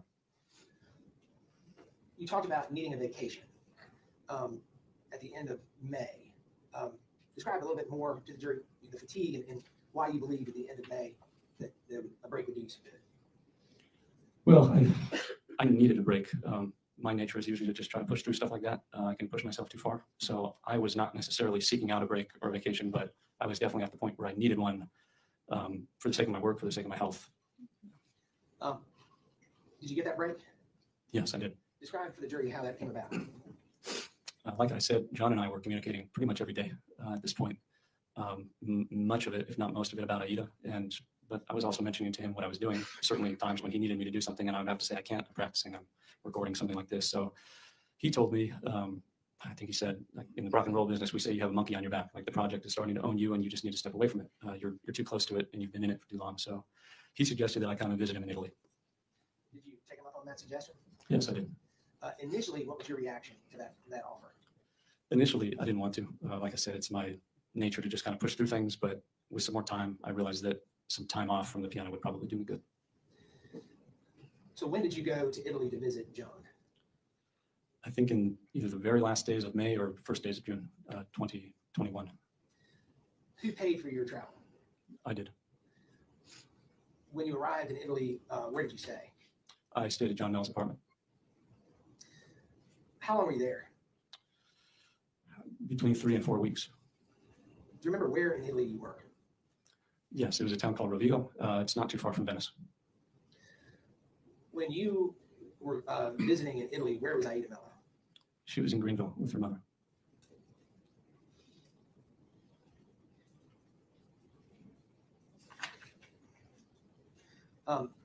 Even though Aida was not in Italy, while you were in Italy, did you have an opportunity to see Aida? Yes, I did. Describe for the jury what that opportunity was. John had video visits ordered by the guardian ad litem, who you've seen before, Vanessa Cornwell, to have video visits twice a week with Aida. So he, even with the time difference, was always setting timers and alarms and making me set timers and alarms to make sure he wouldn't be late for these visits. Like, he lived for these visits every week. So often it might be 11 p.m. or midnight in Italy, but that was when Aida was free, so that's when they'd have their visit. And I would often be within earshot to where I could hear their conversation. Often I would be able to observe the screen of his phone or computer, so I could see Aida's face, her disposition. And on one occasion, I said hi to her. What did you notice about her, or what did you conclude about her while you were watching Aida during these visitations? So John had been telling me for weeks, Zach, Christina's killing my little girl. Like, I can see the spark dying in her eyes. And again, when I first heard that, I thought, aren't you being a little dramatic? Like, I hadn't seen her, but it just seemed a bit much. When I saw her in these visits, I didn't feel that way anymore. She was not the same little girl that I had known in Greenville when I first met them. She had put on a great deal of weight, probably about 20 pounds, which is roughly a quarter of her body weight. For an 8-year-old girl, that's a lot in a short period of time, but it was much more than that. It was her demeanor. Her spirit was just, she was morose, she was depressed. Like that spunky, precocious, lively little girl that I had met was just not present there. It was a complete change in character. And I mean, John would ask her how she was doing, and she would always try to give a good response. Like, she would try to smile and say, "Oh, I'm fine, Daddy," and try to put on a good face. But it was clear that she was doing that because she didn't want to worry her dad. She didn't want him to realize how poorly she was doing. And it just reminded me so much of myself when I was a little older than she was, with what I've previously described with Grace. It's this, you internalize things. Like, she's a strong person. And she was trying to be stronger than she was probably ready to be at that age. And despite the stoic, strong exterior she was trying to put on, I could just see that she was being tortured. Like, she was drowning. And him saying that the spark was dying in her eyes was absolutely accurate. I could see it. I could hear it in her voice. I could tell it in her demeanor. So when you came, when did you leave Italy to return to Greenville County? At the end of June 2021. When you returned to Greenville in June of 2021, based on everything that you knew and had been made aware of, I want to start in June. What, if anything, in June of 2021 did you do to act on what you knew? I had described the mailers that I put together before, and the state has talked about them a lot. All of these mailers contained information that I believe had been put out publicly and by Christina Parcel's free will. So this was all information that had been available publicly, and that, to the best of my knowledge, was true. And I began to send these mailers to Christina Parcel and her boyfriend and people in the neighborhood for a threefold purpose. I wanted parents around that neighborhood to know that their children were not safe around her or around Brad Post. I wanted different people associated with this, such as the Guardian ad litem, the police, to have access to this information so that they would have all the evidence that I was looking at that clearly demonstrated that Christina Parcel was a danger to children and her own daughter. And I also wanted there to be social pressure on Christina Parcel, because something, again, about people like Grace and Christina Parcel is the facade that they erect around themselves and the image that they put forward to the world is so important to them. They're narcissists. And it is a facade. It's completely untrue. But I was hoping that it wouldn't be worth it to her for other people to see her for what she was, in exchange for her trying to fight to have her daughter.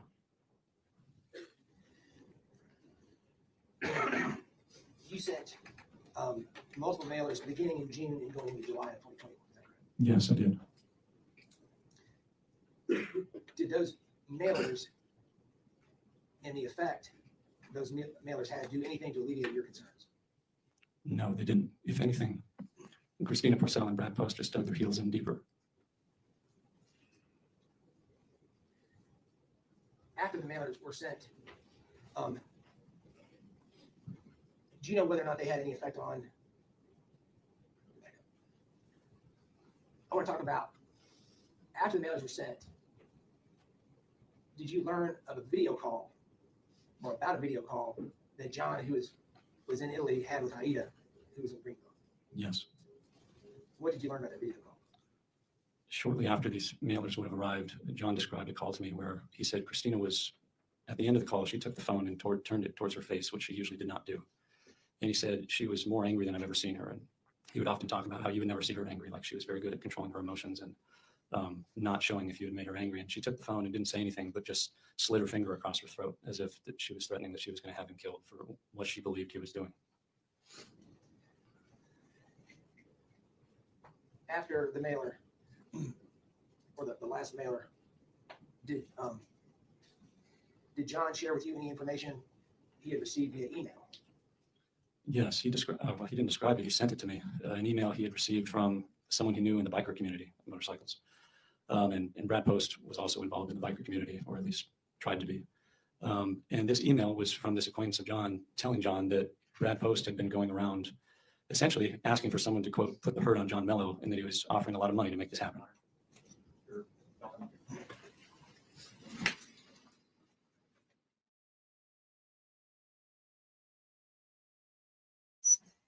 Yeah, it's pardon me. I mean, this is wild. It's literally like a vigilante type thing. I mean, it's he didn't even know her. And again, what if it turned out to not be true? I'm going to sustain you. Let's hear second.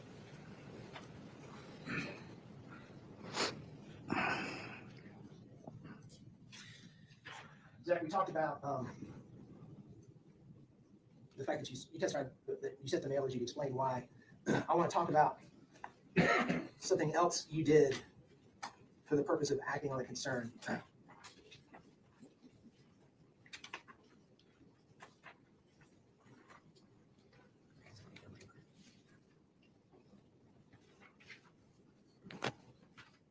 Let me grab a soda. I'll be right back. Take a look at what's been marked as defense exhibit 47. Is that an affidavit that you completed for the purpose or in connection with the pending family court litigation between John Mello and Christina Parcell? Yes, it is. Your Honor, this is defense counsel version. This is already in evidence. To say put that in. Zach, let's talk about this affidavit. Is that the one from September? Yes, Your Honor. Zach, why did you draft this affidavit? I was extremely concerned about the danger that Aida was in, and I wanted to try to provide the family court with information about my opinion and my observations about her that would hopefully cause them to return Aida to John so that she would no longer be in danger. Did this affidavit, to whom did you send this affidavit? I had it notarized, and then I think I scanned it and probably emailed it to John or left it with his family court attorney, Samantha Larkins, at the time.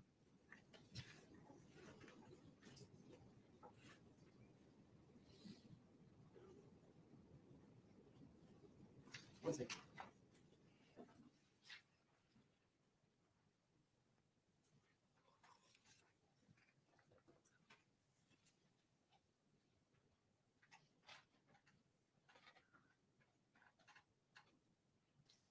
He's very wooden up there. He's like, Let's move on. So that affidavit was, I believe, September the 21st of 2021. Is that correct? I don't remember the date other than it being in September. I'll show it to you.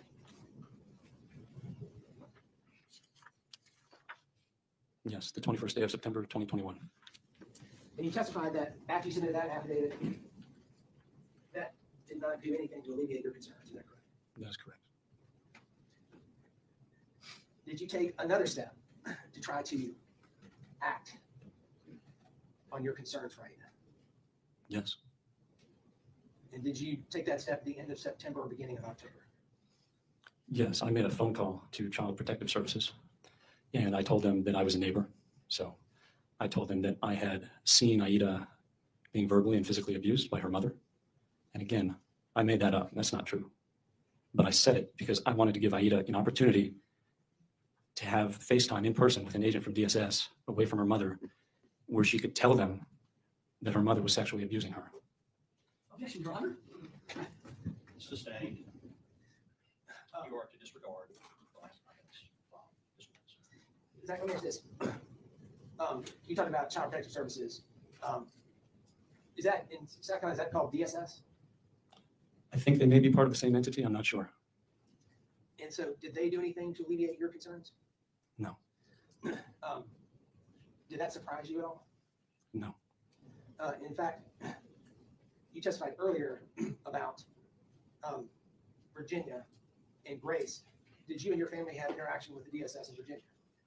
Yes, we did. Over Grace?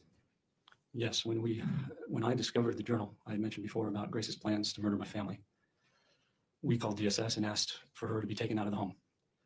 And they did this. And after a few weeks of hearing Grace's stories and lies, they took her side. They failed to recognize what they were dealing with her. And they tried to have my parents put in jail and the rest of me and my siblings put in foster care. And we eventually had to sue them. And it was about a 2-year-long court battle. And that left an indelible impression on me, just as to how even experts can be wrong sometimes. And when they are wrong, it's so dangerous because everyone believes them because they're the experts. But sometimes you know what you know, and you know it's true. And even if an expert might think differently, it doesn't mean they're right. And DSS did a lot of damage to my family in those 2 years. I wonder if he would have killed the sister eventually. Removed from your family, is that correct? Yes. Your other Russian siblings were not, were they? No. In fact, Faith, one of your Russian siblings, has been in Fort Mulvey, is that correct? Yes.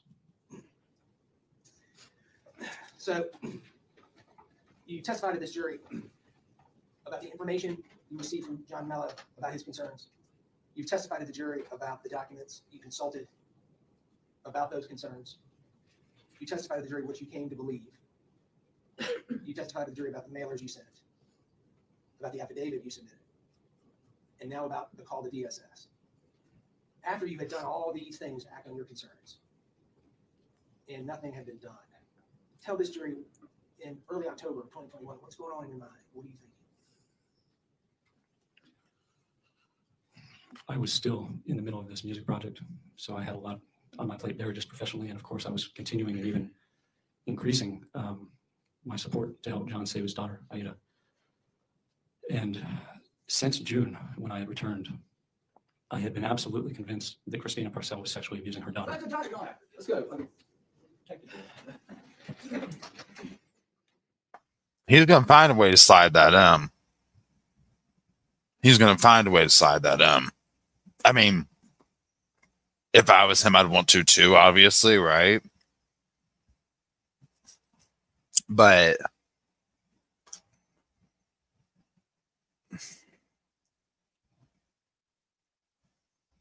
Tina, it's not a silly question. This is a confusing one. This is the defendant taking the stand to try and talk his way out of this.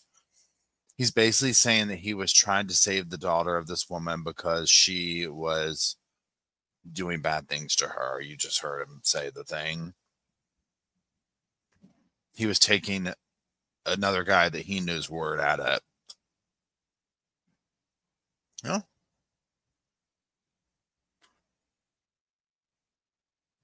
He's like, well, at minimum, you're going away for 6 months. And he keeps saying it. But yeah, like you said, it's like, look at what he's on trial for. Sorry, I'm eating this bread.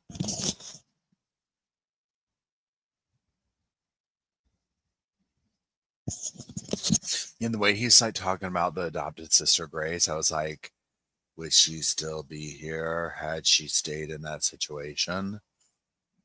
Because I guess here's the thing too. I mean, obviously, nobody likes people who do the things that these people are accused of doing to the children, right? But when you get to the context of this, where it's like you just took somebody's word for this, and then you did that, like, what? So who's next? Like, what if it's not?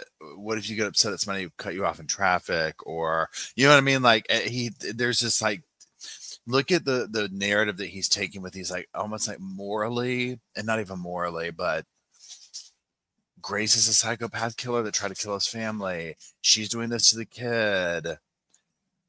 You know what I'm saying? It's like these situations like this where it's like he's sidelining people and coming up with this huge thing with them. I don't know.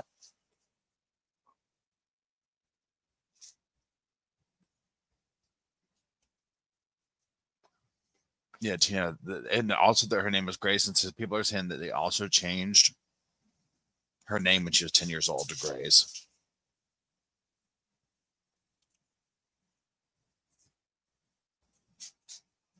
Okay, let's see where we're at.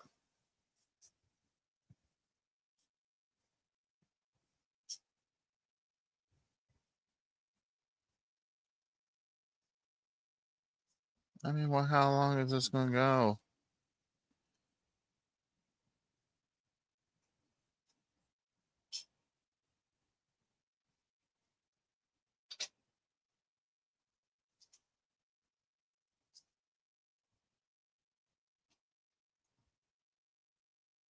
Or discuss any testimony that I've instructed you to disregard, and I instruct you not to discuss any topics that have been ruled improper when you go to do your deliberation room, okay? All right, please continue, Mr. Morgan. Well, incorporates. Zach, before we broke for lunch, we were in the time period of end of September, beginning of October of 2021. Remember that? Yes.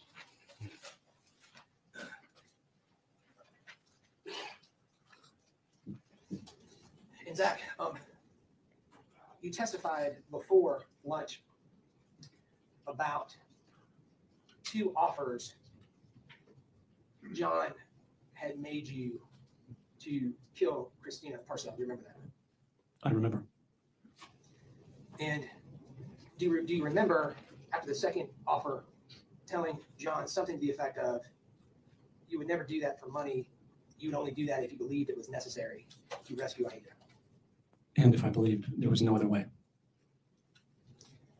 At the end of September, beginning of October 2021, did you conclude that you had to rescue Aida and there was no other way? Yes, I did.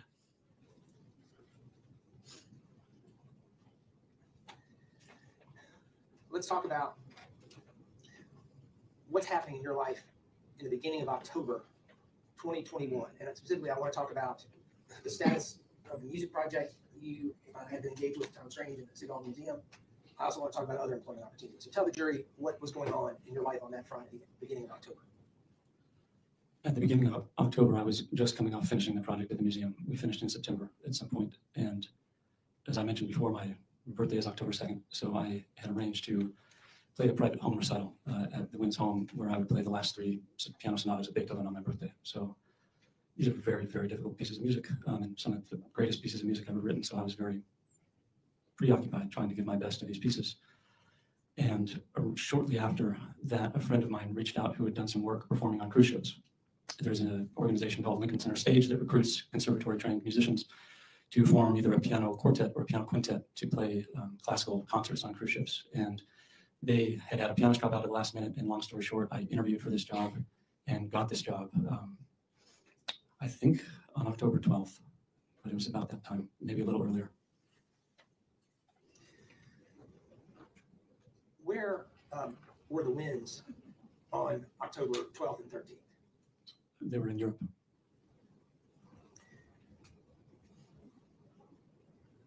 And ultimately, did you take Christina Parcell's life on October the 13th?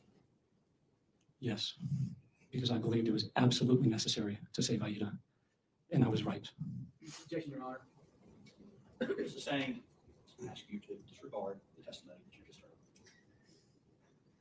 I want to talk about the timing.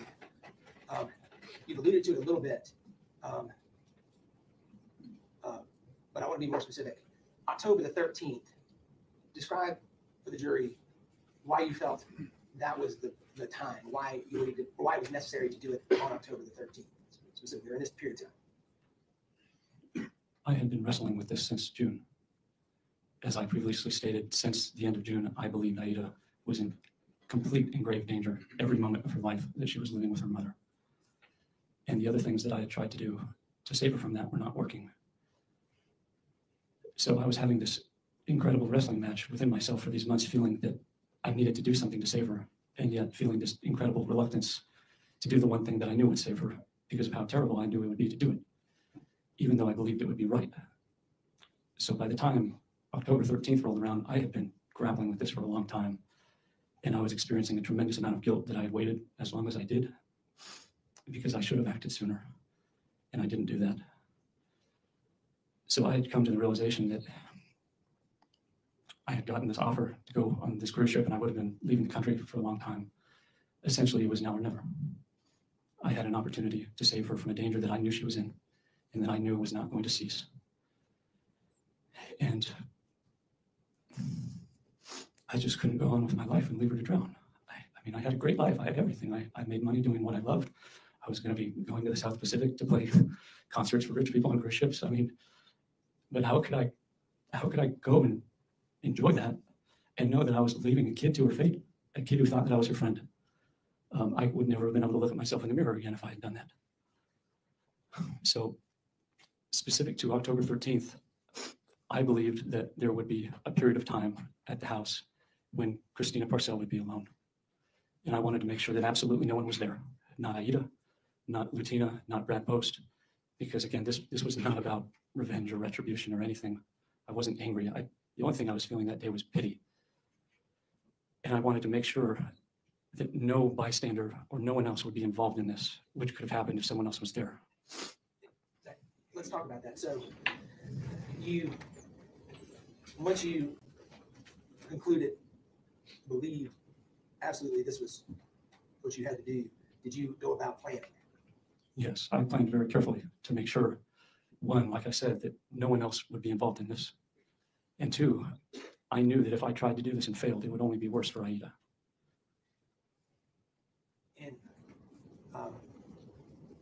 consistent with the court's instructions, why did you believe it'd be worse for Aida? Because I believed that if I was discovered doing this, it would connect me to John Mello. And I believed, and I still believe, that he's a great father and he is Aida's best shot at having a happy and safe childhood. Let's talk about the planning. Did you get a gun? Yes. At the time, were you also carrying your own firearm? Yes, I had a concealed weapon. For some reason, I'm not believing the story that he's presenting here. Like, I mean, I get what he's saying, and he's like, oh, I did it because of this, whatever. I'm not buying. I feel like there's something more to this. You know, because he's like, well, he would be the best father. And I'm like, but why? I guess, what made you believe this person? And you know what I'm saying? Like, and I mean, I hate to break this down to like a Dexter type thing, like the TV show Dexter, because obviously it's fake. But like, you know how like Dexter will like do the research and like get hard proof, and like he knows for a fact, like this is this, boom, boom, boom, and maybe this guy felt this way too. But I'm getting some other sense here of like there's something else here. Like this is part of it, but there's something else going on that we're not hearing.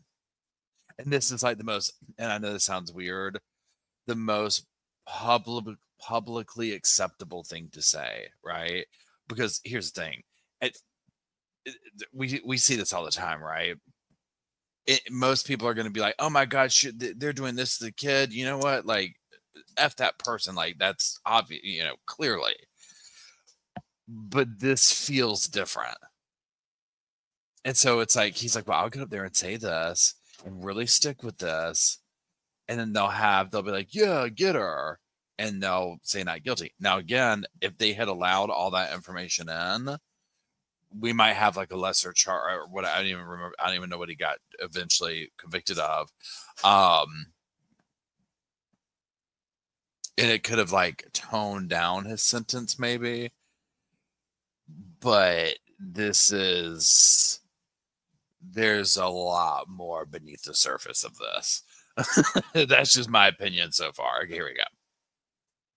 Weapons permit at the time, so I generally would always be carrying a 9mm concealed weapon on my person for personal protection. Did you get another firearm for this? Yes, I did. What type of firearm did you get?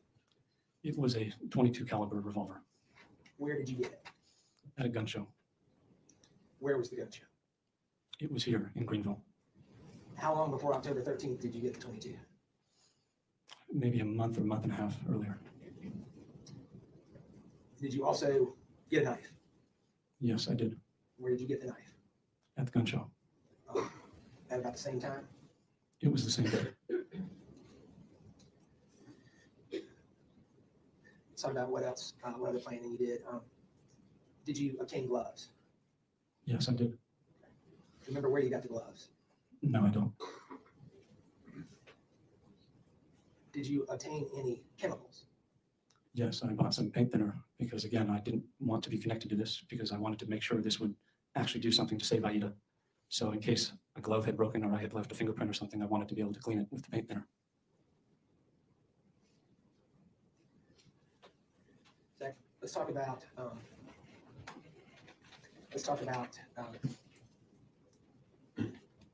your bike and what you did to become familiar with the area of Canebrake leading up to October the 13th. I had looked at a route I would be able to take from the mountain house that I was staying at on back roads to avoid traffic cameras. So maybe a few days beforehand, I looked at Google Maps and I figured out how this route would lead.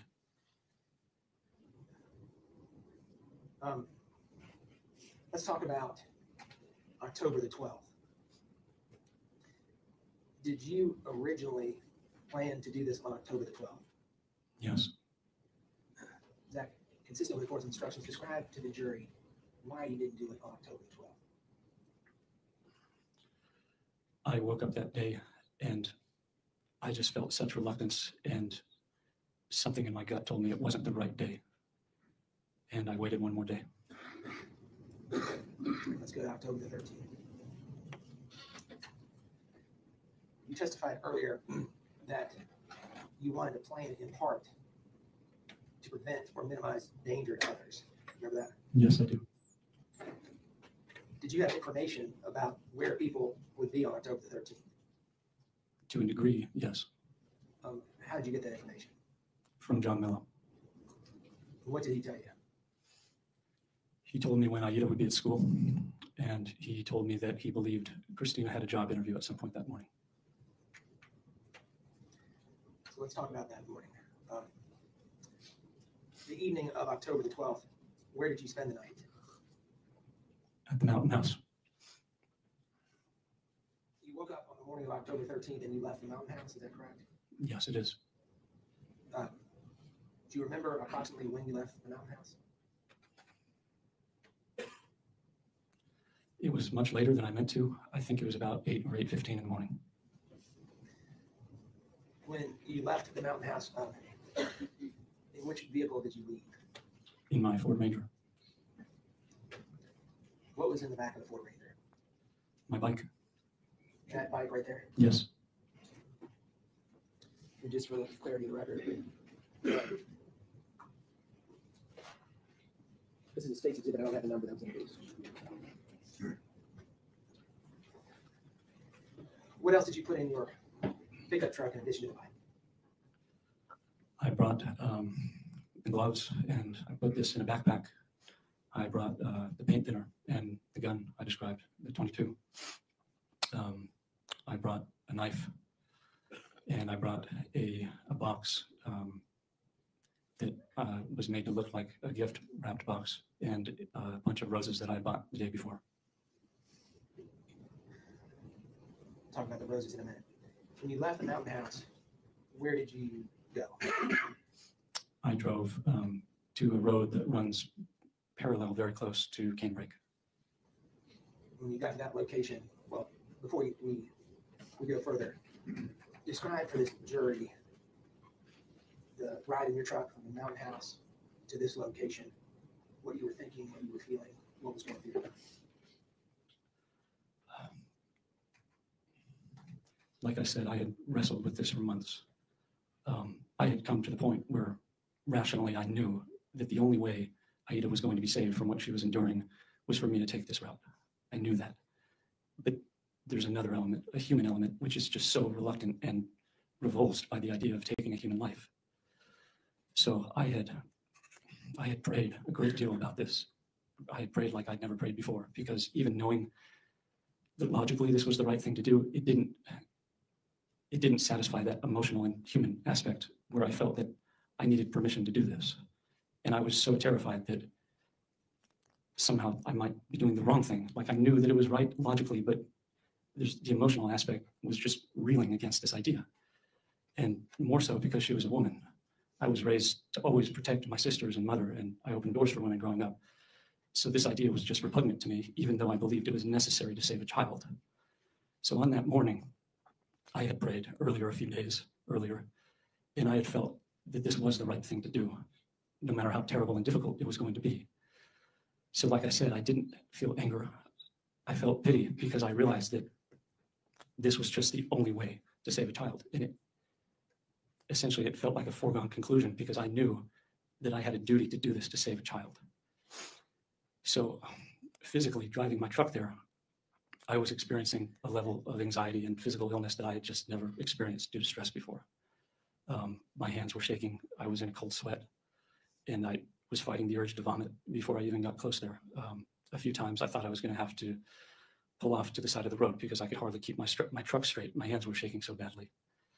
But the whole time I was just thinking, if I don't do this, if I turn back, then I'm consigning Aida to her fate when I know that I could have done something to stop what was happening. So I just tried to take my mind off of it, and I tried to just go and drive a little bit farther and a little bit farther and not think about what I was going to have to do when I got there. And when I finally got to the point where I parked my truck, this feeling only increased. I knew the plan, but I was having so much difficulty going through with it. So I took my bike out of the truck, and I had a mask on and clothing that's been described already. And I just tried to focus on putting one foot in front of the other on my bike. And it felt like some runs or rucks I had been on where all I could do was focus on putting one foot in front of the other because it was so difficult to keep going. And I just kept seeing Aida's face and reminding myself that if I don't do this, no one's going to come to save her. And I kept pedaling, and eventually I arrived in front of 122 Canebrake. We're going to talk about what happened when you got to 122 Canebrake in just a second. You described having a gun and having a knife. Initially, were you going to use the gun?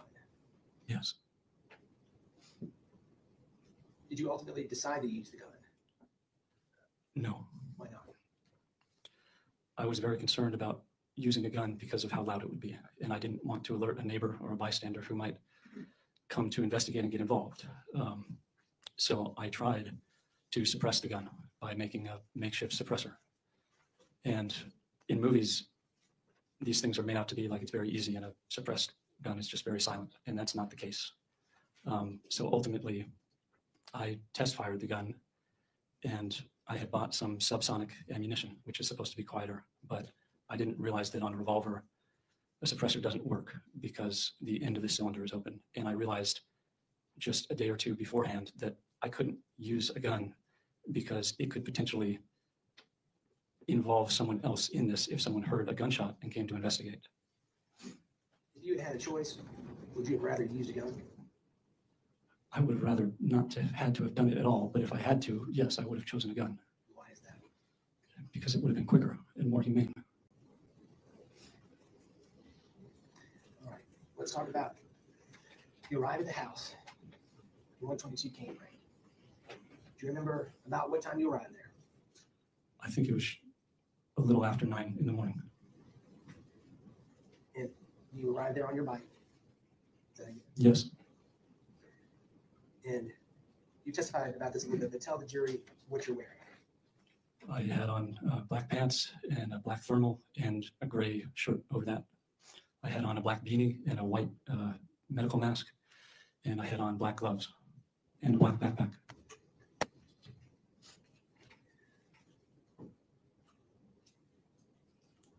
Do you remember how many vehicles were parked in the driveway when you got there? One. When you arrived at the house and you got off your bike, what did you do? I laid my bike down in the driveway, and I took my backpack off, and I took out the box that had been gift wrapped that had an end open, and I put the .22 revolver in that box. And I put the backpack back on my back, and I took a bunch of roses, and I walked up to the door, and I rang the doorbell. And I was shaking and freaking out at this point because there was nowhere I wanted to be less than at that house on that morning.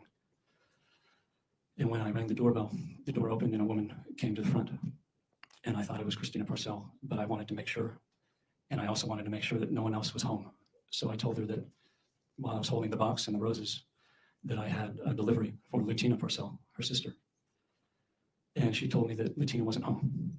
So at this point, I realized that Christina was at the house alone.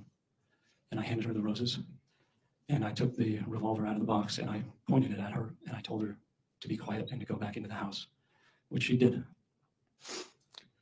And I followed her into the house and I shut the door. And I was experiencing such anxiety that my body wasn't really doing what I was telling it to do anymore. Like when I realized that I couldn't use the gun, which was unloaded at this point, my plan had been to try to knock her unconscious because I didn't want to cause her or anyone any pain. That wasn't my intention. I just wanted to save Aida and to make sure that no one else who was a bystander would be involved in this or could be endangered in any way. So I tried, while she was holding the roses, to strike her on the head and knock her unconscious. But my body was fighting me because even though I knew who she was and what she was doing and the danger that was putting Aida in, I was still looking at her and I was seeing a sympathetic fear. I was seeing a woman, and I had always been taught never to hurt a woman, to always protect women and children. So when I went to strike her with the gun, my hand didn't really do what I was trying to tell it to. I essentially pulled my strike. It felt like a time I had been cliff jumping with friends. I have a big fear of heights, and there was a 30-foot face that you could jump off and jump into a deep pool of water. And when I would run up to the edge, I would try to get a running start and jump off the edge, and I just couldn't. Like, my body would stop me against my will. And I had to try to do this 10 or 15 or 20 times before I could actually get myself to go over the edge. So when I struck her on the head with the pistol, that's what happened. It didn't knock her unconscious, and I hardly struck her at all, to be honest. So I tried again, and the same thing happened. I just couldn't bring myself to strike her. And at this point, she realized that I was hesitating, and she began to try to move herself and to get away and fight back. And during this period of time, the roses had dropped and the petals and stems had scattered. And as I was hesitating, I realized that the situation was quickly getting out of control. And if I didn't pull myself together and act soon, this was all going to end up terribly for Aida, because what was happening to her would never be uncovered. You heard testimony that at this time, Christina weighed 163 pounds. How much did you weigh on October the 13th? 160. Go ahead.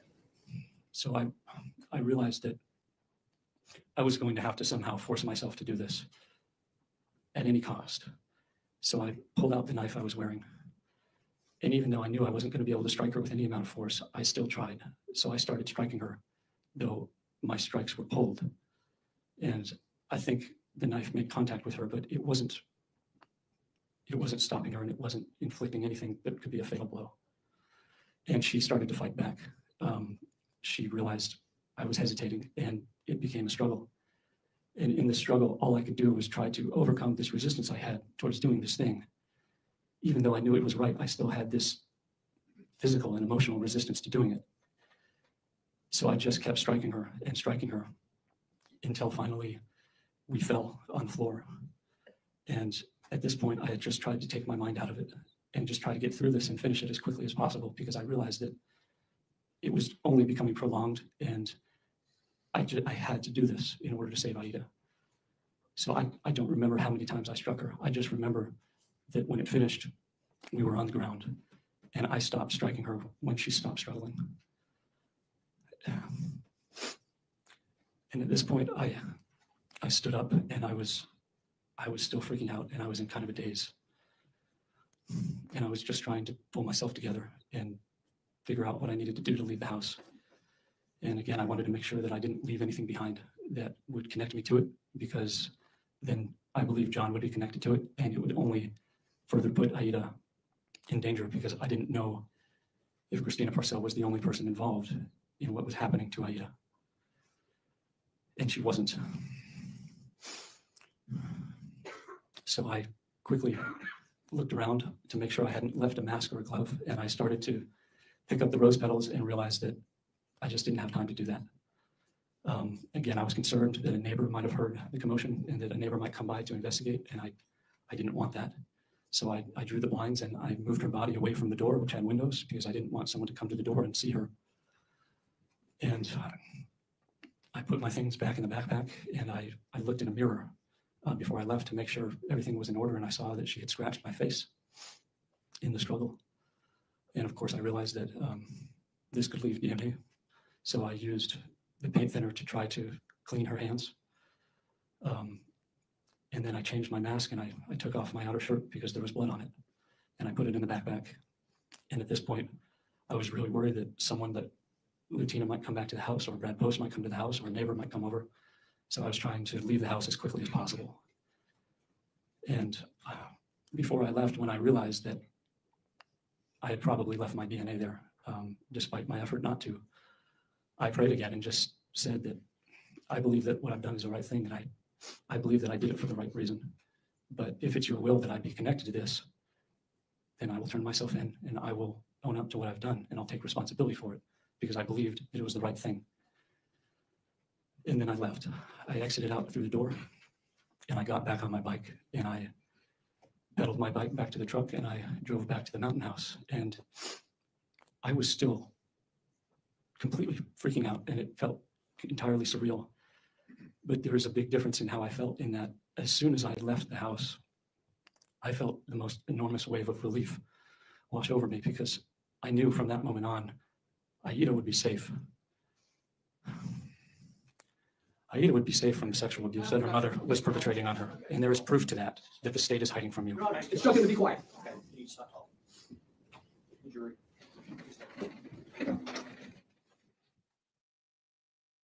Well, I am just speechless. I mean, yeah. There you go. Boom. State's hiding that from you. Okay, without having even seen, here's my, hold on.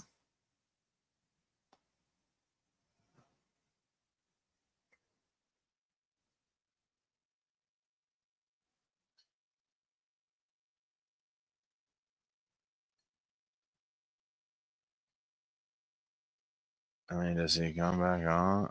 The sole judge of the facts, and part of my role is to make determinations about what evidence can and cannot be admitted and presented to you, the jury, and that gatekeeping role rests solely with me, the judge on the law. And I want to instruct you that you're not to consider any testimony that I have instructed you to disregard, and furthermore, you should not even mention or discuss any testimony that I have instructed you to disregard. And I instruct you not to discuss any topics that have been ruled improper when you deliberate. Thank you. Zach, just got a few more questions. So after you left Canebrake, isn't it true that you rode your bike back to your truck, which was parked within the vicinity? Isn't that true? Yes, And then you drove your truck back to the mountain house. Is that true? that's true. After you got to the mountain house, isn't it true that you disposed of the gun and a knife in a nearby lake? Isn't that true? Yes, that is true. And isn't it true that the clothes you were wearing, that you burned those clothes in a fire pit at the mountain house? Isn't that true? Yes. I want to talk about towards the end of October, beginning of November. Isn't it true that at the very beginning of November 2021, you had obtained a plane ticket to fly overseas? Isn't that true? Yes, that's true. And you were going to go overseas departing from Detroit. Is that correct? Yes, it is.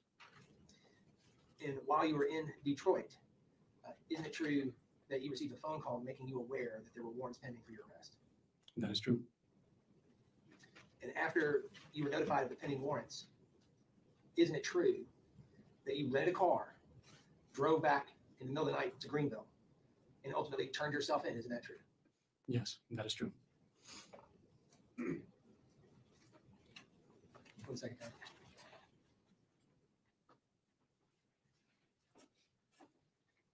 Anything else? Okay. At this moment, well, can I see Council?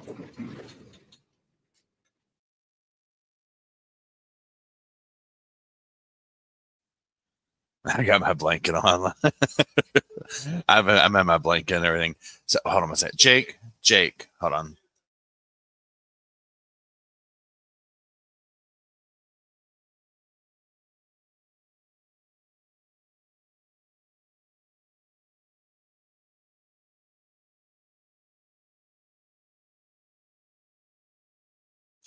Sorry, we had puppy drama. I I would have liked to have known. So, obviously he was convicted. Or sentenced. I'm sorry. He was, found guilty or whatever. I would have liked to have known what the jury would have done if they knew all the information. Because, like, in my opinion, this is like how it would go, whatever. I feel like the jury would have probably still been like, I'm making this up right here. Let's say he got convicted of first degree, but manslaughter was on the table. If they had all the information, they could have very well been like, it's it's manslaughter instead of first degree. Now, I'm not saying that's what the charges were or whatever. But it's like, you see what I'm saying? And him throwing that out there, I mean, I get why he would want to.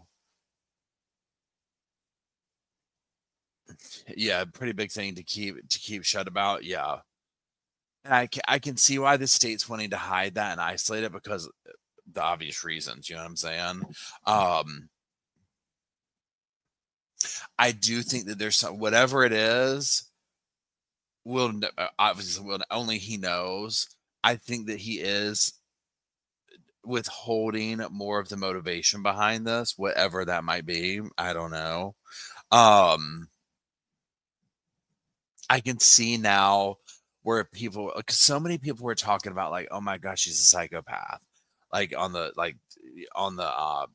just whatever. And I mean, if you look at who we looked at last night, Anthony Tott versus him, this is way more sane, right? Yeah, I was the jury knew he got in at least 6 times. Yeah, agreed. They did everything the same day he sentenced to life. Okay. Yeah, I'm not familiar with the nitty-gritty. Yeah, I'm not familiar with the nitty-gritty of it either. It sounds like there's so many layers to this.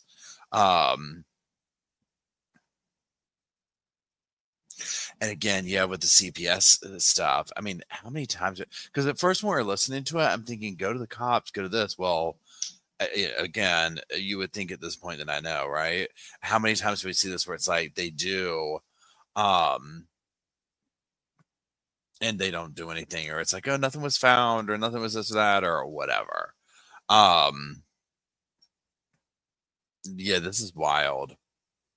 But now, correct me if I'm wrong. Isn't the child back in the foster care system now? Fit News, yeah. I saw that. The article I read at the beginning was from Fit News, like the overview of it. Excuse me. The layers to this is crazy.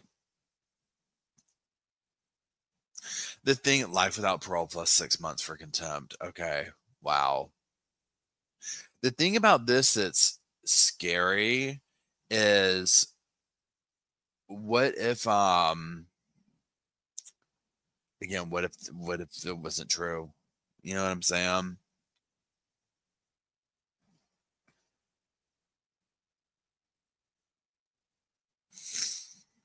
This is wild though. So here's what we're gonna do, because it's way past my bedtime. I'm sleepy now. But I'm glad that we got to watch this together because I've been wanting to get caught up on it. So somebody at the beginning mentioned about doing Stephen Daniels. If you follow that case, that would be a good revisiting evil one. So maybe we'll plan that for next Tuesday. Yeah, Gigi from Pretty Lies and Alibis, and Kathy from, oh, I'm sorry, Jake, Kathy from Gossip, Rumor, and Innuendo. They were doing some really great stuff on it. This was, again, it's semi-local to me, but local, it's definitely to GG.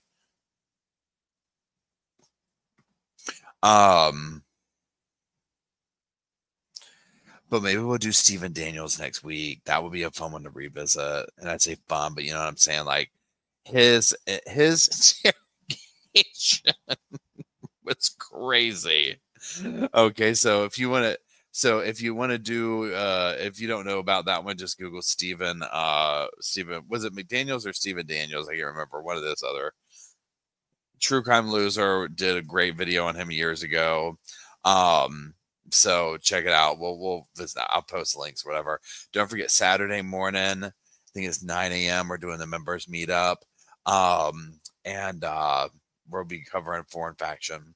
So that's Stephen Daniels. Yep, that's it. So that's it. Thank you, Emily. Thank you, Indy. Thank you, Tori, for holding the fort down. And thank you, Sofa Squad, for hanging. I do appreciate y'all. Oh, I hope you feel better, RJB. Thank y'all, everybody, for hanging out. Thank you for the good time. Thank you for the good conversation. And I will see y'all on the flip side. Alrighty. Have a good evening.